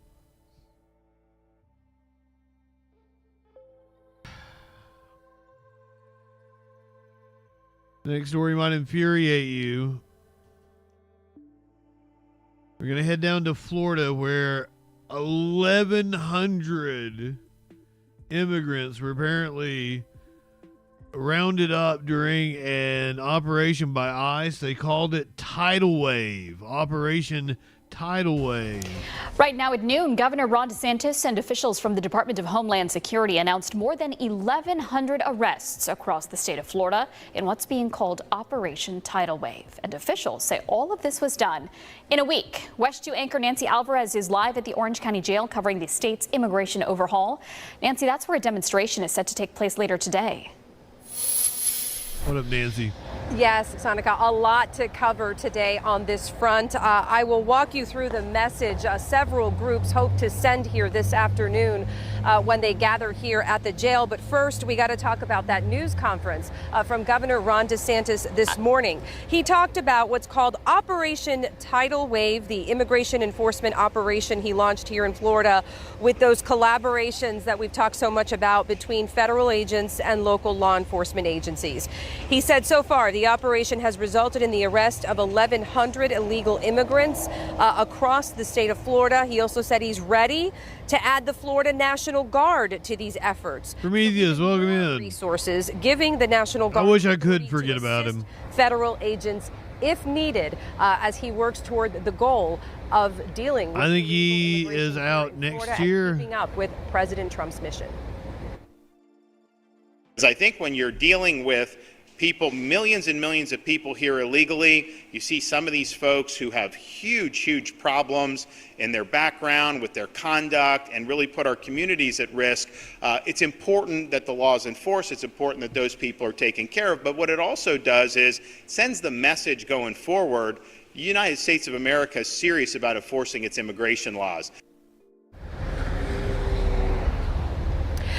So the governor's news conference comes, as I mentioned, on a day where we're going to see a lot of activity on this issue here in Orange County. A coalition of immigrant rights groups will be meeting here at 8:30 this afternoon to call for a series of things, including a call to ensure everyone rounded up receives due process through our courts. And you just heard the governor talking about people who put our communities at risk. I mean, look at that shit. She's standing in front of a concentration camp. Make sure the focus remains on those people that are a risk, that are dangerous, and that innocent people are not being brought here to places like the Orange County Jail. Now, at last check on Monday, around it's just a jail being detained here same were difference. on ICE holds. We're going to be talking much more about those people, about the groups that are gathering here, and of course what the governor had to say this afternoon, starting at 4 o'clock. That is when we expect all these groups to be arriving here to the Orange County Jail, and we'll be here with them. For now, we're live outside the Orange County Jail in Orlando. Nancy Alvarez, West 2 News.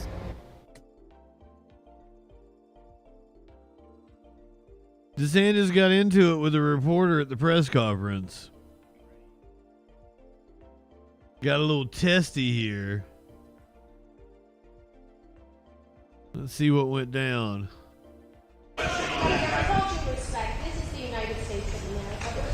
Where are you from? I'm WSBN Channel 7. Okay. My name is Vanessa. Great, thanks. United States of America. So many people are. What a smarmy motherfucker. This is wonderful, this dog and pony show, but there's American citizens who are being deported. They show their birth certificates, they show their passports, they show their IDs, and a lot of the work being done is a little sloppy. Well, first of all, I'll let ICE handle that accusation that you're making that they're deporting American citizens who are showing birth certificates and all that. I don't believe that that's true, but I'll let them respond to that. But you seem to have no sympathy. You seem to have no sympathy for people that have been victimized by illegal aliens. What about people? You have someone driving drunk and kills American citizen. What about people that have been deported previously and let in under Biden? Welcome in. Commit sexual offenses or commit homicides, and then we have more victims as a result. That's just fascist propaganda. Inattention and unwillingness to enforce the law. So there are a lot of people that have been harmed by illegal immigration. There have been people that have been harmed by Tren de Aragua gang members who should not be in this country in the first place. So let's just be clear. Who are you fighting for? We're fighting for the citizens of Florida. We want them to be able to live in a society that upholds the rules. We live in a society. To live in a state that is safe. And we have to take action on it. I'll let them address your accusation. But the notion that somehow this is America. Listen, if they wanted to live in a state that was safe, they wouldn't live in Florida. We're supposed to have an open border. We're not supposed to enforce immigration laws. We're supposed to just sit on our hands when Biden let in 7 or 8 million people illegally into the country. No, that is. Am I right or am I right clinically? That is not what our citizens elected us to do. So we're in this fight. I think a lot of these narratives that I hear, to me, just instinctively, I think they're fake narratives because I've seen it happen so many times. But I will let folks at ICE respond to your accusation. Well, the first thing I'll say is that I think the governor's words really stand on their own. The men and women of ICE are working every single day to protect the communities, working with state and local officials. She played softball. Our very best to protect the communities after the Biden administration opened our borders, allowed people to come into this country that should have never came into this country in the first place, jeopardizing our families and our communities and putting them in harm's way on a daily basis. The men and women of ICE are going into those communities to protect the men and women in these communities, to be able to do the mission that we've been set on every single day that the president has given us. Apparently the Subaru is the 349,000 new court cases. lesbian vehicle of choice. 1% are. I just found this out the other day. Activity. So a lot of these people don't have criminal past or background. So who's being arrested and where is this information on ICE's website? It's on court documents, but we can't get this information, and ICE, quite frankly, is being very transparent.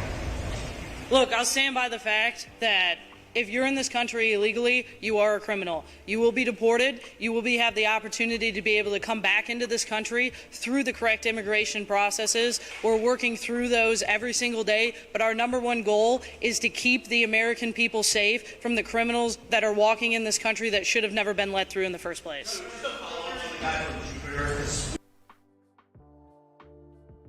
This resulted in protests actually taking shape against DeSantis' actions earlier today.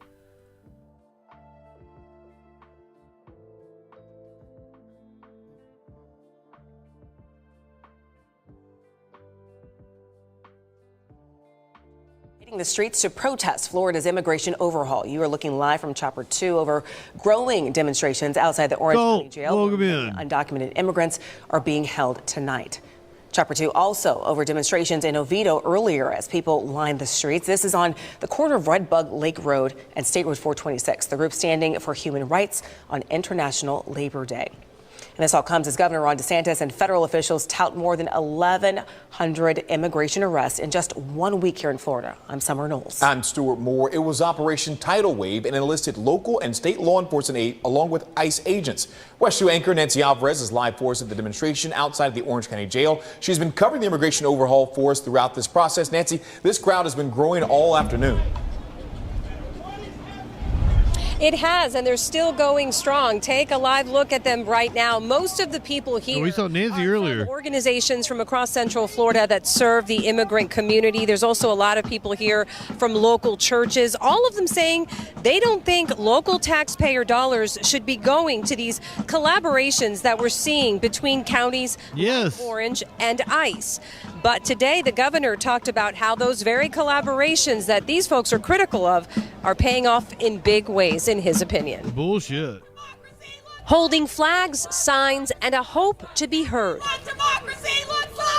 A group of immigration advocates gathered outside the Orange County Jail. We're here today to demand dignity for all of us, for every resident of Orange County. And in our opinion, immigrants are a core part of that. Their message comes just hours after the latest push on immigration enforcement from Governor Ron DeSantis. He announced the results of Operation Tidal Wave, a week-long enforcement initiative that netted 1,100 arrests across Florida in 1 week alone. According to the governor's office, 63% of those detained have existing criminal arrests or convictions. Also, sounds like a made-up number. It sounds like 66 2/3%. You take your 33 and a third chance minus my 25% chance, and you got an 8 1/3 chance of winning. released a list of sheriff's offices that assisted ICE with this operation. Locally, it includes Brevard, Orange, Sumter, and Volusia counties. Another list breaks down the countries of origin of the people detained, among them Guatemala, Mexico, Honduras, Venezuela, and El Salvador. And the operations show no signs of slowing down, with the governor announcing a proposed plan to have members of the National Guard serve as immigration judges. We're ready, willing, and able to take it to the next level. We have submitted plans to DHS to say, if this is approved, take it to the next level. And it's that rhetoric that has advocates concerned about the speed of these operations. What we're looking for is to see some justice and see due process. Slow things down, do things in a constitutional way. All right, and that church leader that you just saw in our story is speaking here live to the crowd. We just heard him say Orange County needs more teachers, more housing, transportation improvements, listing all of those things that these folks want to see be a priority instead of immigration enforcement. But of course, the governor again today showing no signs of any of this slowing down. And we should note that they picked the Orange County Jail for a reason. Right now, there are about 200 people being detained here at the Orange County Jail on ICE holds. And these folks say as long as the enforcement efforts continue, they'll continue with these demonstrations. We're live in Orange County. Nancy Alvarez, West 2 News. Just another day in fascist USA. Trump doling out some punishment to National Security Advisor Mike Waltz over the Signal scandal, but is apparently going to send him to the UN instead. But first, we start at the White House. President Trump says he is tapping former National Security Advisor Mike Waltz to be nominated for UN ambassador. Former National Security Advisor Mike Waltz, because he was fired earlier today, this afternoon, UN ambassador. And in the meantime, Secretary of State Marco Rubio will act as the interim National Security Advisor. Let's bring in CBS News Chief White House correspondent Nancy Cordes, who is live for us from Tuscaloosa, Alabama, where President Trump is going to give a commencement speech at the University of Alabama later on today. Nancy, great to see you. This is quite the shakeup here. Is this a demotion for Waltz? It definitely is a demotion, Liz. The president has made it clear that he doesn't think that much of the United Nations. That's part of the reason that this post to be ambassador to the UN that he's now naming Waltz to was open in the first place, because he had originally nominated Elise Stefanik, Congresswoman from New York. He prioritized getting a whole bunch of other people confirmed first, so she never actually had a confirmation hearing. And then ultimately, Republican leaders urged the president not to remove her from the House because Republicans have such a slim majority. And so that position was vacant. It is now being filled by Mike Waltz, who in a very brief one-sentence post this afternoon, Liz, said that he is honored to continue to serve the president in this capacity. So he is accepting this new this new position, and it's unclear what he would have done had the president not named him to this post, because he gave up a very safe seat in Congress from Florida to become President Trump's national security advisor 15 months ago. And Nancy, let's talk about Secretary of State Marco Rubio, because he's wearing a lot of hats within the Trump administration. Is this an indication of his growing influence? He's the nerd that they make do everything that they don't want to do. It's an indication that the president trusts him. It's also an indication of the fact that there just aren't that many people with deep national security experience who could fill this very pivotal role until the president is able to figure out who's going to hold the role permanently instead. So Marco Rubio, his Secretary of State, the president has repeatedly praised the job that Rubio is doing.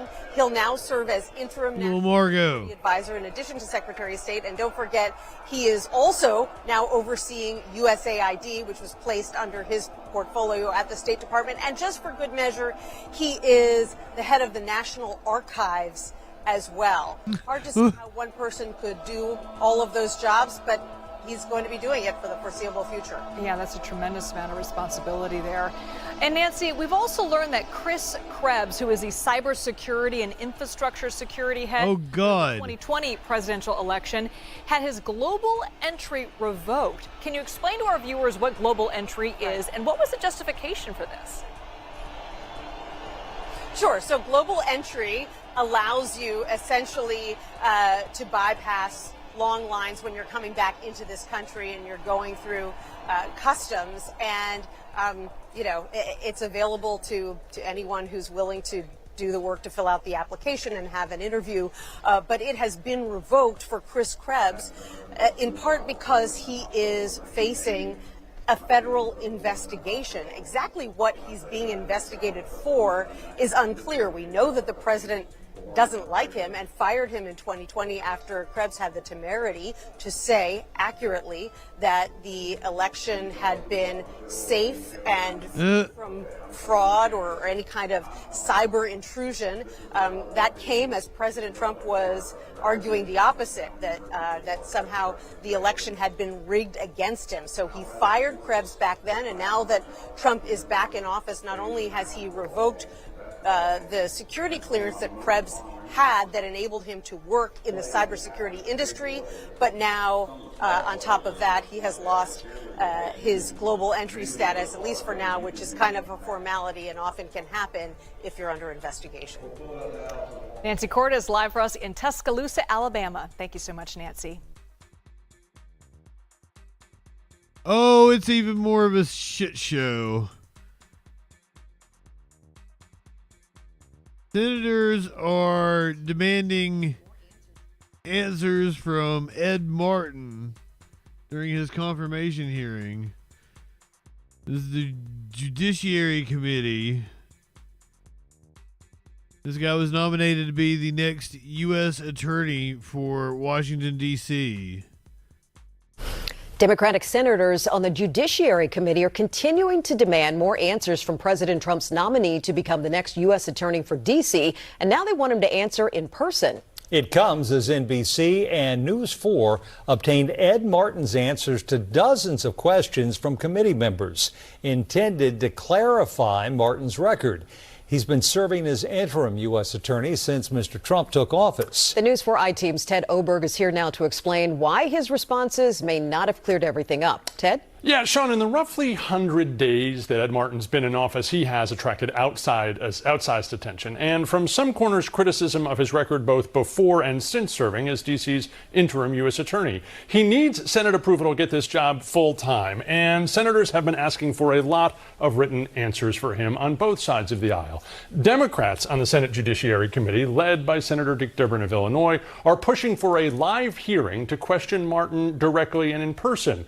Durbin says the latest written responses from Mr. Martin contain, quote, false statements that are easily debunked. And Durbin says Martin dodges at least 80 questions outright, adding that Martin told senators he couldn't recall answers to 39 questions and said he doesn't know 21 times. Republican Senator Chuck Grassley, who leads the committee, says there will be no live hearing.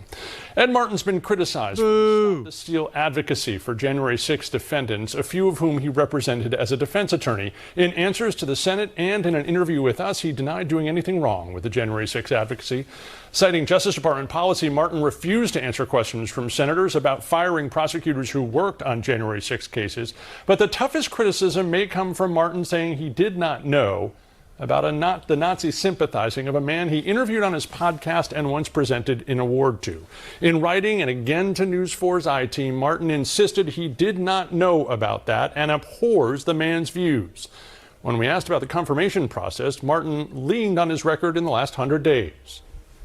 I have a record now. One of the reasons I was happy to get in office was to have a record to talk about, and that's probably good and bad, right? People say, what about this, what about that? But I think that's a stronger way to say this is who I am, this is what I do. The president has nominated me. I'm confident that that's the right decision, and I feel really good about it, and the numbers we'll get there.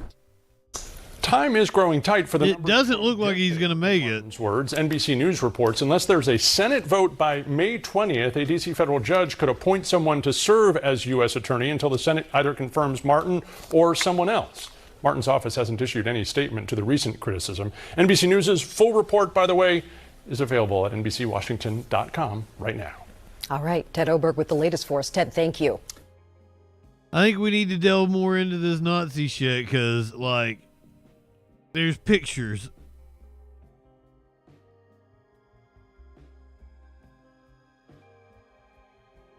This CNN reporting here.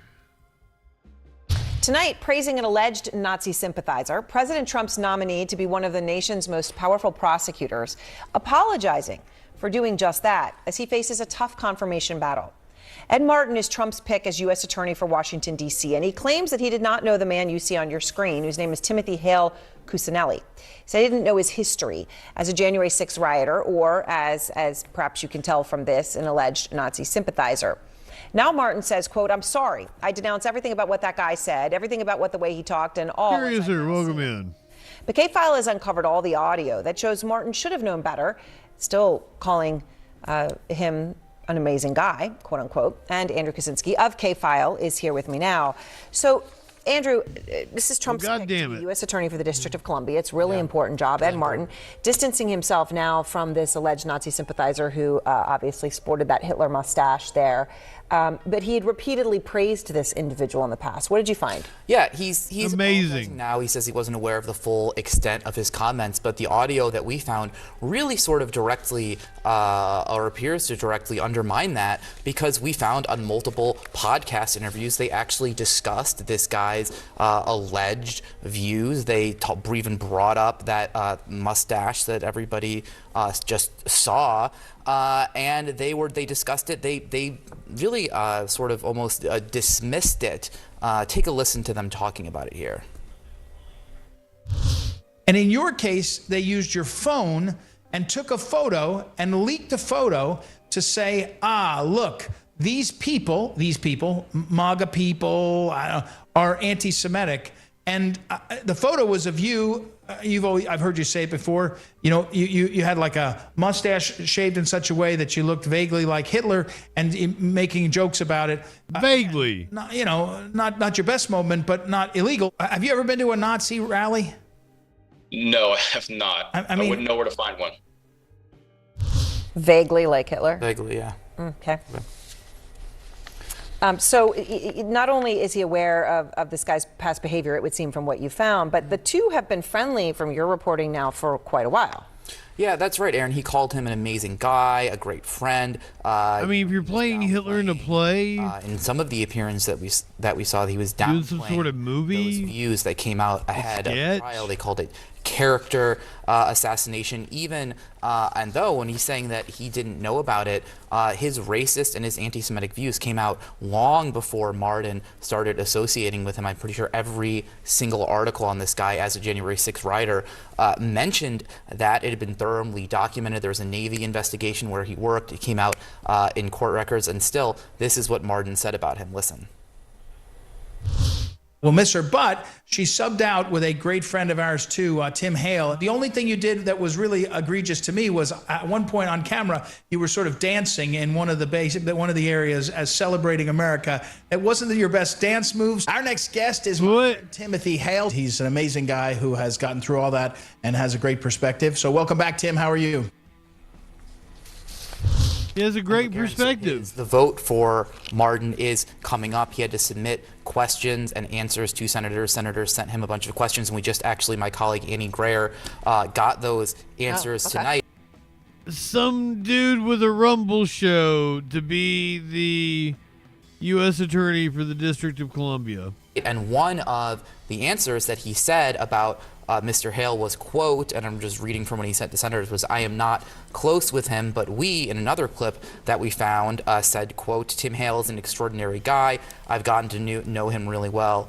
I'd say we're friends over the last few years. So now I'm not close with him, but before he said got to know him really well and got to know him really well. Extraordinary guy. All right. He is also under scrutiny for failing to initially disclose about 200 media appearances. As we're talking Ed Martin, who's up for this important position. Washington Post found more than 150 of those 200 that he failed to disclose were with Russian media. media. That's right. RT, I assume. CNN did a story where we found that he failed to disclose a lot of appearances on a host of shows, including some far-right shows that he went on. And one of these rules about a nomination is you are supposed to give everything. You're supposed to give every speech, everything written. It's actually really pretty invasive in that they want to examine everything that you've said. Now, 5 days before he submitted his paperwork to the Senate Judiciary Committee in late March, the episodes of his podcast, his Apple Podcasts and Spotify, were made unavailable. That's according to what a source told us who was familiar with the review process for the committee. Now, CNN, we saved all of those actually long before that they were removed. And one of the episodes we found was him, and this sort of shows what he might do as in his position as an assistant attorney general. They said one of the files that we found was him suggesting that anybody who investigated Donald Trump in 2024 should be charged under the RICO law. That's a law that was used to previously investigate the mafia. He said that it was sort of a collusion to bring Donald Trump down. Listen to him here. Congressman Donald was on TV, and he was saying, hey, look, what the Democrats are doing and how they're colluding together and working together to take down Donald Trump. He said it's like it should be charged under RICO. It's a coordinated effort, like a racketeering, organized crime. So we did reach out to the folks at the Justice Department about all of the stuff, the missing appearances, what he said about Hale, and they declined to comment to us on the record. All right. Thank you very much, Andrew Kaczynski, K-File. And next. So there's your nominee to be the attorney for the District of Columbia.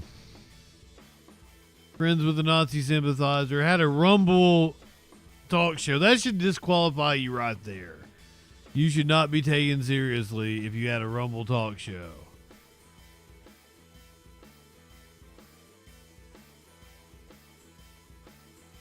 It does not look like he is going to make it out of the Judiciary Committee, possibly.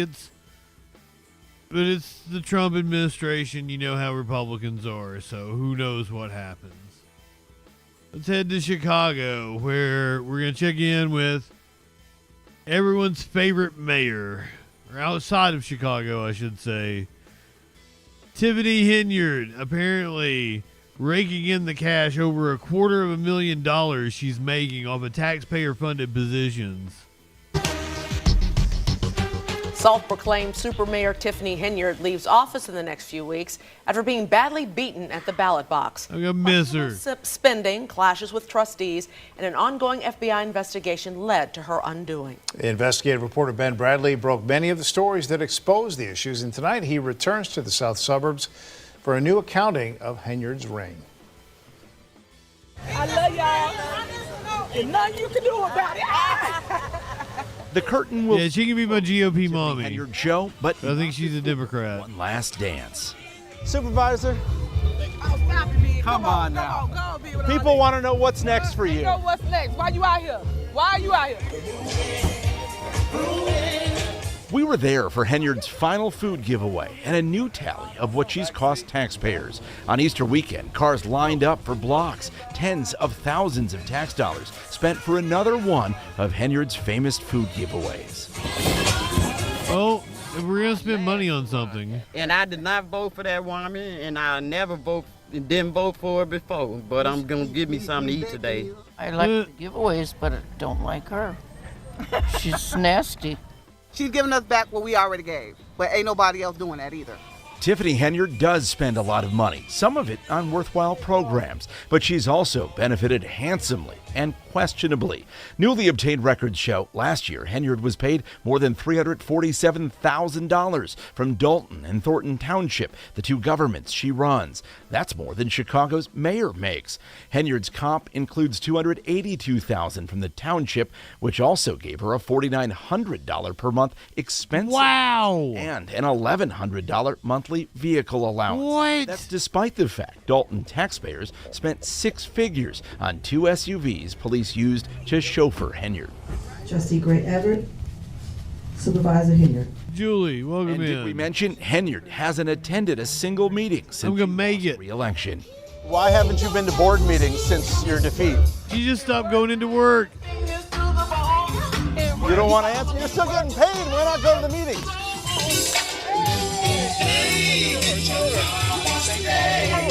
It just proves that what she was doing was very selfish. It wasn't about the people. Stephanie Wiedemann worked for the township for 20 years and blew the whistle on many of Henyard's antics. If she had just said, oh, I made a mistake, everybody would have moved on. We pointed out the mistakes and she put on the show. You know, everybody paid attention because every 2 weeks it was like a sitcom. Y'all are black, and y'all sitting up here beating and attacking on a black woman that's in power. Y'all should be ashamed of yourselves. You the ones that's costing the village money. I don't have that call. All right. Okay. What was she supposed to do? You wanted her to expound? Don't drag out the meeting. I made a motion. WGN Investigates has documented first-class trips for Henyard and her entourage that cost taxpayers $100,000. There was a stay at a Four Seasons and steak dinners. In late 2023, this was how she explained it. I do not handle anything as relates to with credit cards. As you heard me speak today in my board meeting about, I do not handle that. Some of those charges are for you, though. No, sir. You didn't go to Las Vegas? What,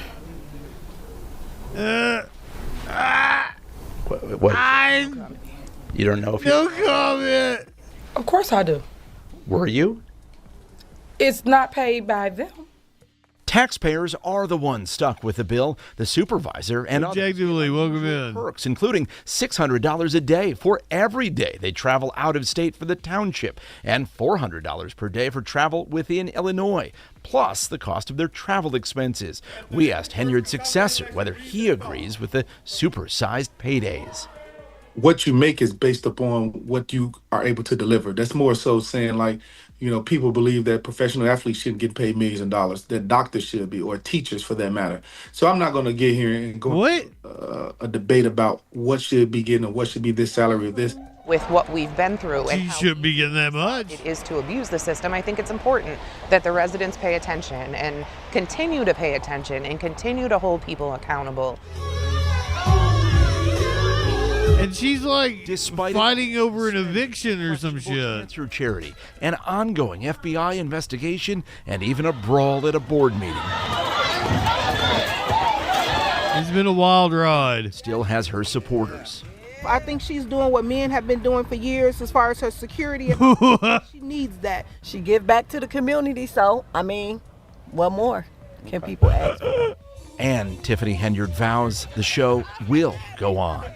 You told us on Election Day we haven't heard the last of you. What's next for you? It's a lot next for me. Stay tuned. Senator Henyard. The FBI is still tuned in. Sources say agents have visited several of Henyard's allies at home in recent weeks, looking for information and cooperation. As for the six-figure township supervisor's salary, it was 6 times higher than the leaders of Illinois' other largest townships, but it will be reduced to just over $50,000 per year when the new supervisor takes over in mid-May. Some of the other allowance perks, they'll remain in place. Ben Bradley, Can you claw back the money she stole? How'd she give herself that kind of a raise without the board knowing? And yes, working gal, I'd give her a titty slap. A titty slap! Come on now. Could be one of the reasons I've been drawn to this story over the... It's been a couple of years now we've been following her. Once again, we're transitioning into the crime part of the show, but it's kind of a slow transition between the politics and the crime. The search is on. A politician in Long Island has been missing for over a week now. They're desperately looking for him. A desperate search tonight on Long Island for a political candidate who mysteriously vanished almost a week ago. 29-year-old Petro Kromidas is a Democratic candidate from the Nassau County legislature. His car and his clothing have been found near the Long Beach boardwalk. Oh, that's not good. Reporter Stacey Sager. My heart goes for the family, just to know what they're going through right now. It's so devastating. And today's conditions making it even more so, with wind whipping and conditions along the water frigid at times. Nassau County Police still up in the helicopter, scouring more than 15 miles of shoreline, as nearly a week has now passed since 29-year-old Petrus Chromitis disappeared. It doesn't make things better as the days go by. Those who've been searching on foot at high tide, frantically looking between Lido Beach and the Rockaways each day. Chromitis' mother posting on Facebook that her son was no stranger to cold water training.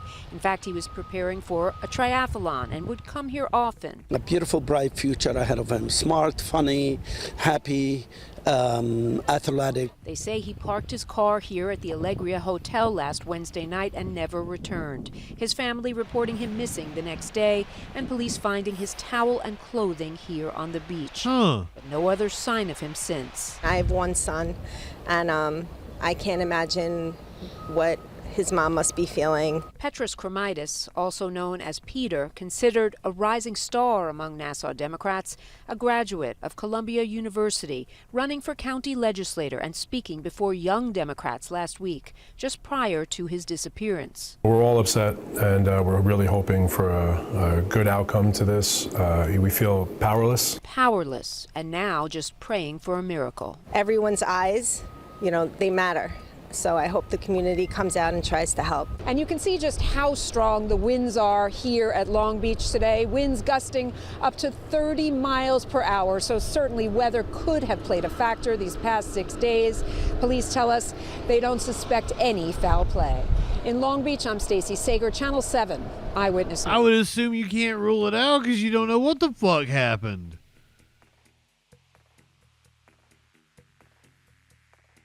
We're going to go to Georgia, where this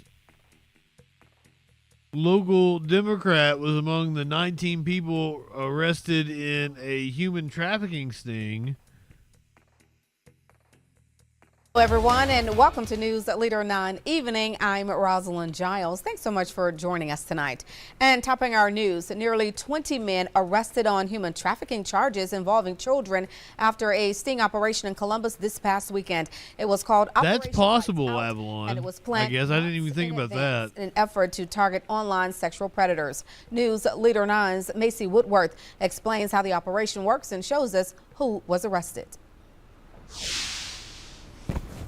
19 individuals were all arrested this past weekend, ranging from 21 to 68 years old. This was all for child exploitation, trying to reach out to children via the internet. The Muskogee County Sheriff's Office, the Georgia Bureau of Investigation, including the Georgia Internet Crimes Against Children Task Force, and 12 other law enforcement agencies were all a part of this successful investigation. There were no children at harm at all in this, except for the fact that had we not been there as law enforcement working in an undercover capacity, these very same perpetrators... No children were harmed in the making of this sting. ...to our children in our community.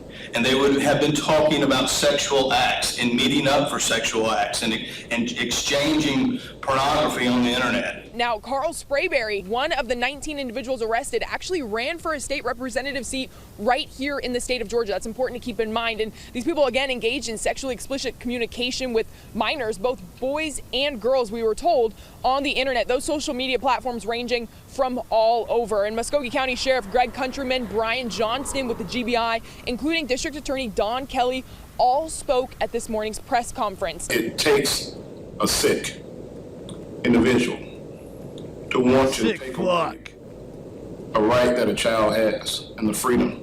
3 arrested did have an illegal alien status. They've all been arrested here in Muskogee County, and so they've been planning this for a long time. This is something that they successfully completed this weekend. These are folks who acted. They went to a specific location to meet a child, oftentimes to exchange money for sexual activity. Jung Mok Sin. They didn't just look at it, they acted. We're not going to stop until they stop preying on our kids. Rainbow is a feisty Chihuahua mix with one tooth who likes to bark. But even he didn't make a sound when a bear came up on him and his owner last week. What? And I looked down and I saw this big black head. That head belonged to a bear. It's well known in the She got some black head. neighborhood of Sanford. Kristen Savage has pictures of it with her cubs. It hangs out in her backyard. One time, check this out, she even stood up on her front porch and peeks in the door. Kristen knows to watch out for it, but when she was walking Ringo around 8 p.m., she didn't hear anything. Snuck up behind me and went around my leg and started biting at my dog. She says she pulled on Ringo's leash and held him up in the air, spinning around to keep him from the bear until she fell down. That's when I started to panic because I was like, oh my gosh, I'm on the ground. I'm in a vulnerable position. But my brain was like, get up and get big. Kristen started waving her hands and screaming, but the bear kept coming back. At that point, I was like, okay, we're dead. And then I remembered the cookies. A bag of cookies that her mom had given her just a few minutes earlier. I kind of feel bad, but I smacked the bear across the face with a bag of cookies, and I threw them at her face. That shifted the bear's attention, and Kristen got away with Ringo, who somehow was not hurt. Kristen believes the bear was just trying to protect her cubs, and she doesn't hold any ill will toward her. I think it's just an important lesson to always have something on you that can scare them away, like a horn or like an air horn or a spray, and just pay attention to your surroundings. I thought she was going to say she gave it a cookie, and that placated it. That's where I thought that was going, but it did not. Go to Boston, where we are a week into the second trial of Karen Reed. By this point in the first trial of Karen Reed, jurors had heard from some of the same witnesses, but they'd also heard how police had scooped up blood evidence in drinking cups and transported them in a shopping bag. Those are the plastic cups with the coagulated blood. For this second trial, Special Prosecutor Hank Brennan seems focused less on a step-by-step narrative of what happened and more focused on the forensic evidence, such as data from John O'Keefe's cell phone.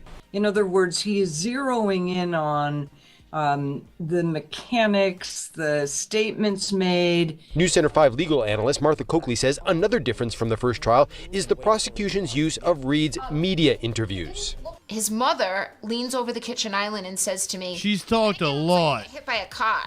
He is using clips and video and audio clips that I think do get the jury's attention, but also to show Karen Reed in her own words.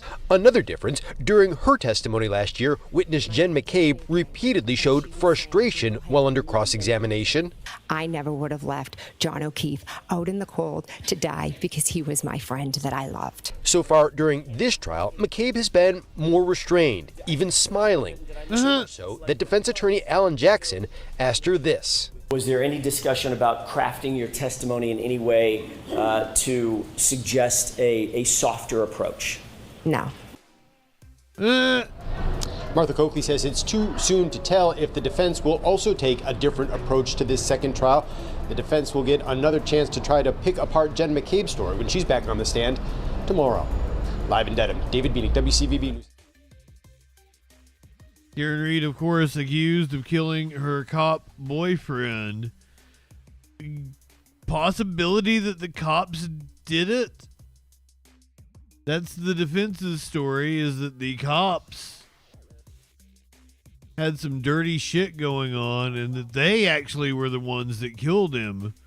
She had dropped him off at a party with his cop friends. And they were the ones that took care of him. Even if she did it, which I kind of think she probably did. Good for her. We go out to California where we apparently have a murder mystery. A welfare check explodes into a full-blown murder investigation, focusing on a shadowy figure seen lurking the apartment hallways just days before the body. Ooh, this has everything. Arrest and a killer potentially still out there. Residents are growing increasingly concerned the mystery man could return. Chris Wolf is live in Valley Village tonight. Chris. Yeah, Micah and Cher, this is one of those stories that is extremely frightening. A killer is out there on the loose and maybe targeting victims at psycho killer crimes of opportunity. Take a good look. Is this creeper caught on surveillance footage also a potential murder suspect? Home security footage captures him walking the halls of a luxury apartment building, Ashton Sherman Village, on Riverside Drive in Valley Village on Wednesday, April 23rd. He tries the handles of various apartment doors, presumably to see if they're unlocked. His intentions, if he finds an open door, are anyone's guess. Days later, authorities discovered the body of one of the residents in his apartment, a murder victim, following a request for a welfare check. Now the LAPD is looking for what investigators describe as a potential suspect, this man, releasing freeze frames of an individual who appears to be the same stranger prowling the hallways in that ring footage obtained by KTLA. And police are releasing more security footage of the possible suspect in a stairwell. He's described as 30 to 40 years old, Hispanic, with black hair, 5 feet 6 inches to 5'9". Yeah, that doesn't narrow it down very much. To 200 pounds. Yeah, access to the building is just, it's too easy. Residents we spoke with, many of them not wanting to be identified, are terrified. They're posting copies of the LAPD news release on the murder. We are sleeping with one eye open. Pictures show a bloody trail. Sleep with one eye open. Identifies the victim as 53-year-old Menashe Hydra, known as Manny. Investigators say the attacker illegally entered Hydra's apartment and killed him after some kind of struggle. Neighbors tell us they've been complaining to management about broken main entrance doors and side doors, poor security, and problems at the building for years. They provided us security footage of stranger after stranger knocking on doors, trying to gain access to apartments. One man smashed a laptop against a wall. Somebody. Why would he do that? Murdered here. Do we not have a right to know that?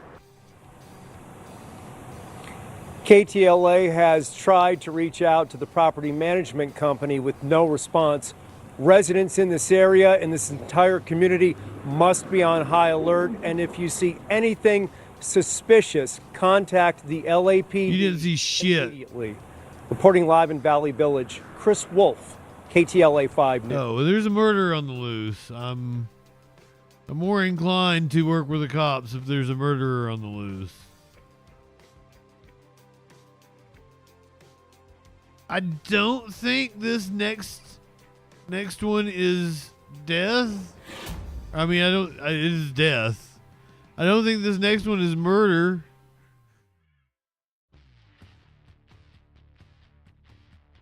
Possible accident. This happened at a Cubs Pirates game last night. A fan fell from a 20-foot Clement wall at PNC Park.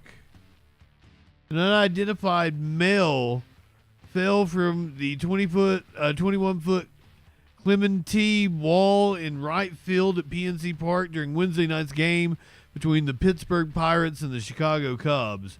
Right after Andrew McCutcheon hit a 2-run double in the 7th inning to put the Pirates ahead 4-3, players began waving frantically for medical personnel and pointing to the man who had fallen onto the warning track. The man fell from the 21-foot high Clemente wall in the right field. The fan was attended to for. There's something wild about the way this was written. The fan was tended to for approximately 5 minutes by members of both the Pirates and Cubs training staff, and I can't read, as well as PNC personnel before being removed from the field on a cart. The team issued a statement shortly after the game ended saying the man was transported to Allegheny General Hospital. No other details were given. Pirates manager Derek Shelton and Cubs manager Craig Counsell both alerted the umpire crew to the situation immediately after the play, even though it's 350 feet away or whatever. I mean, the fact of how it went down and then laying motionless while the game is going on. I mean, Craig saw it. I saw it. We both got out there. I think the umpire saw it because of the way it kicked. It's extremely unfortunate. That's an understatement.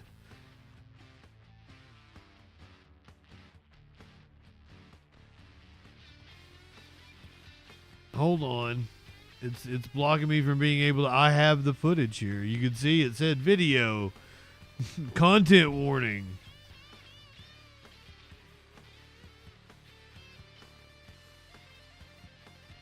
The browser blocked it. Hold on.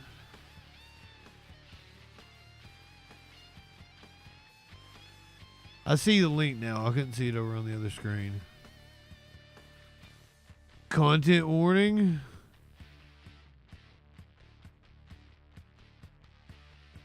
Oh, I'm sorry for your loss, my lord.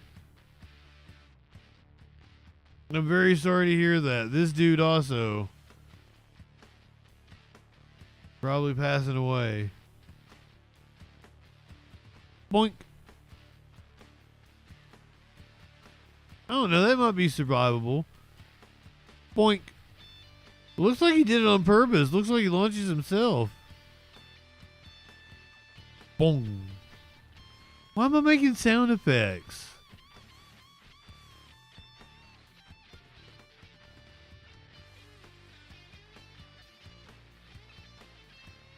Oh my God. My lord is like, she's a Nazi.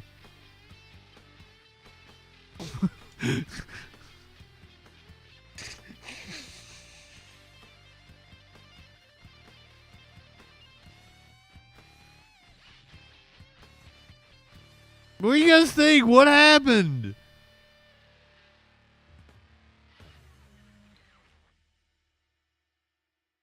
He just launches himself. Whoop whoop. Boink.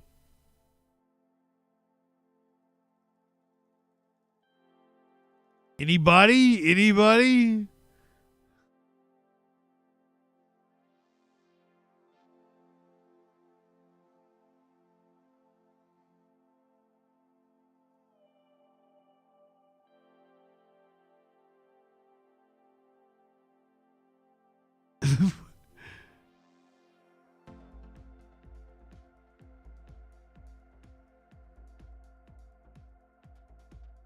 Fox News Channel wants viewers to think of its hosts and anchors as the type of people you might see while taking in a football game or maybe a baseball game where somebody falls from the crowd. Eating at the local diner, even on board a military transport. A new Fox News program uses digital technology to insert Sean Hannity in a neighborhood eatery, Bill Hemmer and Dana Perino in front of what looks like a field of wheat, Jesse Waters and Laura Ingraham at a football game, and Harris Faulkner on board what appears to be a Navy ship. Are you guys ready for this?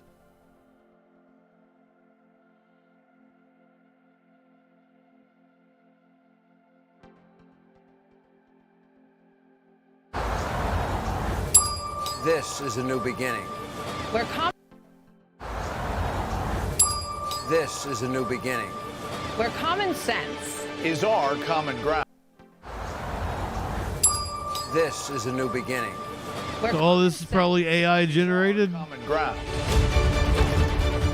We're telling your story. is the most important story. And we're not afraid to tell it. Where American values unite us. And don't divide us. This is a time to come together. For you. For me. For all. For all. For all. For all. For all. For all America. For all America. Hey, Sean Hannity here. Hey, click here to Shut the fuck up, Sean Hannity. YouTube page. They are on the cutting edge of late breaking news, making sure you do not miss anything, like Hulk Hogan and Eric Bischoff starting a new wrestling company. Not a pro wrestling company. A freestyle wrestling company. This was on Fox and Friends today. To slice and dice the world of wrestling. And you're not gonna know what hit you. It's going to rock your world. Cool. Wrestling legend Hulk Hogan and former World Championship Wrestling President Eric Bischoff are reuniting for a new kind of wrestling league.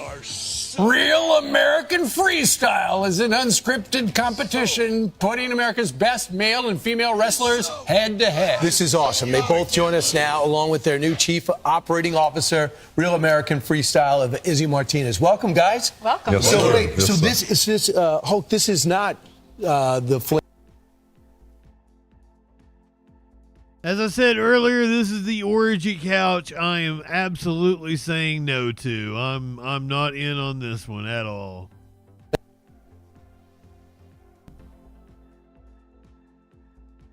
Wrestling, right? Yes, it is. It's freestyle wrestling, and it's professional now because we get to pay the athletes. And it's not professional wrestling. He has trained all the Olympic athletes, all the NCAA champions, all the college kids. It's actual amateur wrestling. It's boring as fuck. He was our source to pull in all these great athletes and get everybody signed. And our goal is not to be sorry to anybody who likes amateur wrestling, Dana White in the UFC or the WWE, but to be just as big or bigger, because this is an underserved market. But these guys have swagger, right? They're different. They got the profile. That's the goal. The goal is to showcase the, I hate Hulk Hogan. The sport of wrestling and showcase these athletes and give them an unbelievable opportunity to be stars, mega stars. That's right. Yeah, and Eric, you've already signed, I think, 40. So 3 or 4 dozen guys you've got lined up. They're going to be able to make real money.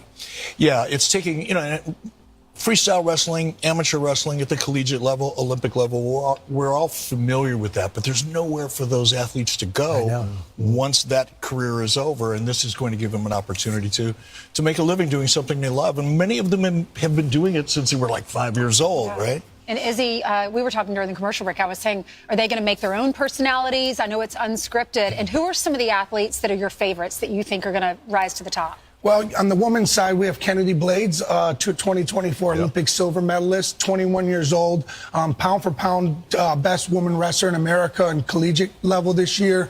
She's a star in the making. And then on the men's side, we have some of the top wrestlers in the world. We got Ben Askren, Zahid Valencia. That's just the look, Avalon. We just have a lot of great wrestlers that are coming together for this. So Hulk, you usually have an option if you're a great wrestler, you WWE or UFC, and then you got to learn different type of disciplines. Now, we saw the emotion in Pennsylvania when President Trump came out at the NCAA finals. We see the crowds in Iowa. We see it in certain sections of middle America. How do you capture that and bring that to the major cities? Well, basically, we're going to go to all the major venues. Our first one is August 30th in Cleveland. But the main thing is, because Eric's so darn important to this venture, he knows how to deliver, produce, and make the fans care about these athletes. Like when Eric was explaining it to me, he goes, it's not a look, it's a mistake. He broke his leg when he was younger, his family fell apart, or you got rewards for wrestling growing up. But once we find out what the backstory is, and these guys, he looks like he's high as fuck. The athletes. Plus, I was worried when I first hooked up with Izzy because of the charisma and the business I did.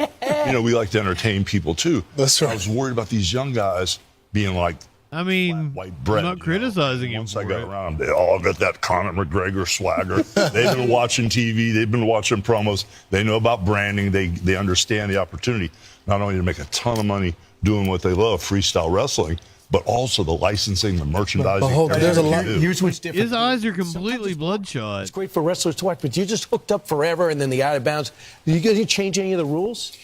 There's going to be incentives much like you'll see in the UFC. So there'll be incentives that are different from collegiate rules or Olympic rules that will incentivize some of the more dramatic kind of takedowns and tosses and things that are just When can we watch it? When can we watch it? When can we go? Where? August 30th is our first event in Cleveland, Ohio, Wolstein Center. Okay, Hulk, you're famous for this. How about a promo? We'll give you 20 seconds right to that camera. Tell us what it's about. It's going to be crazy, brother. I'm in New York City. I got all lit up last night. I saw Hulk Hogan Scores Sports Bar right down the street next to Madison Square Garden. Everybody in New York City is drinking real American beer. And now I got the best. So it's just a promo for Hogan stuff. Amateur wrestling, and we're making it Now you're talking about the wrestlers anymore. A professional freestyle wrestling. So what you going to do? We're going to watch. We're going to watch. That's what we're going to do. Right. We're going to watch Hulkster. What does it say? Where? in the Philippines. More Fox and Friends, brother. Oh my God. That's the kind of quality content you get on Fox News.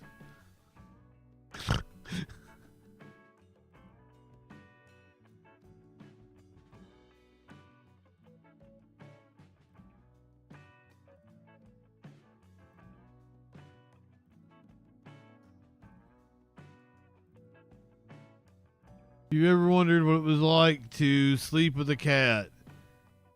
I can show you. This is what it's like to sleep with a cat.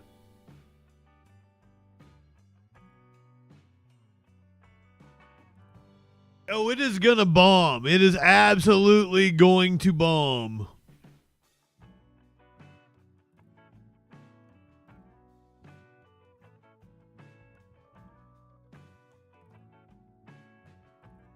This is actually not true for me at all.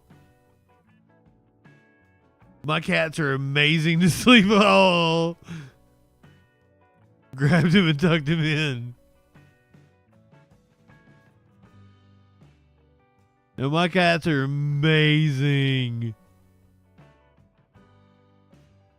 Socks is so fun to cuddle with.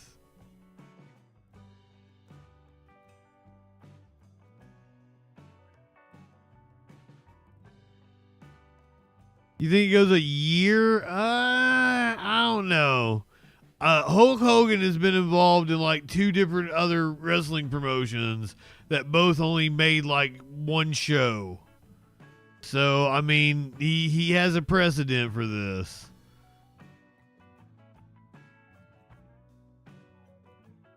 Just throwing that out there.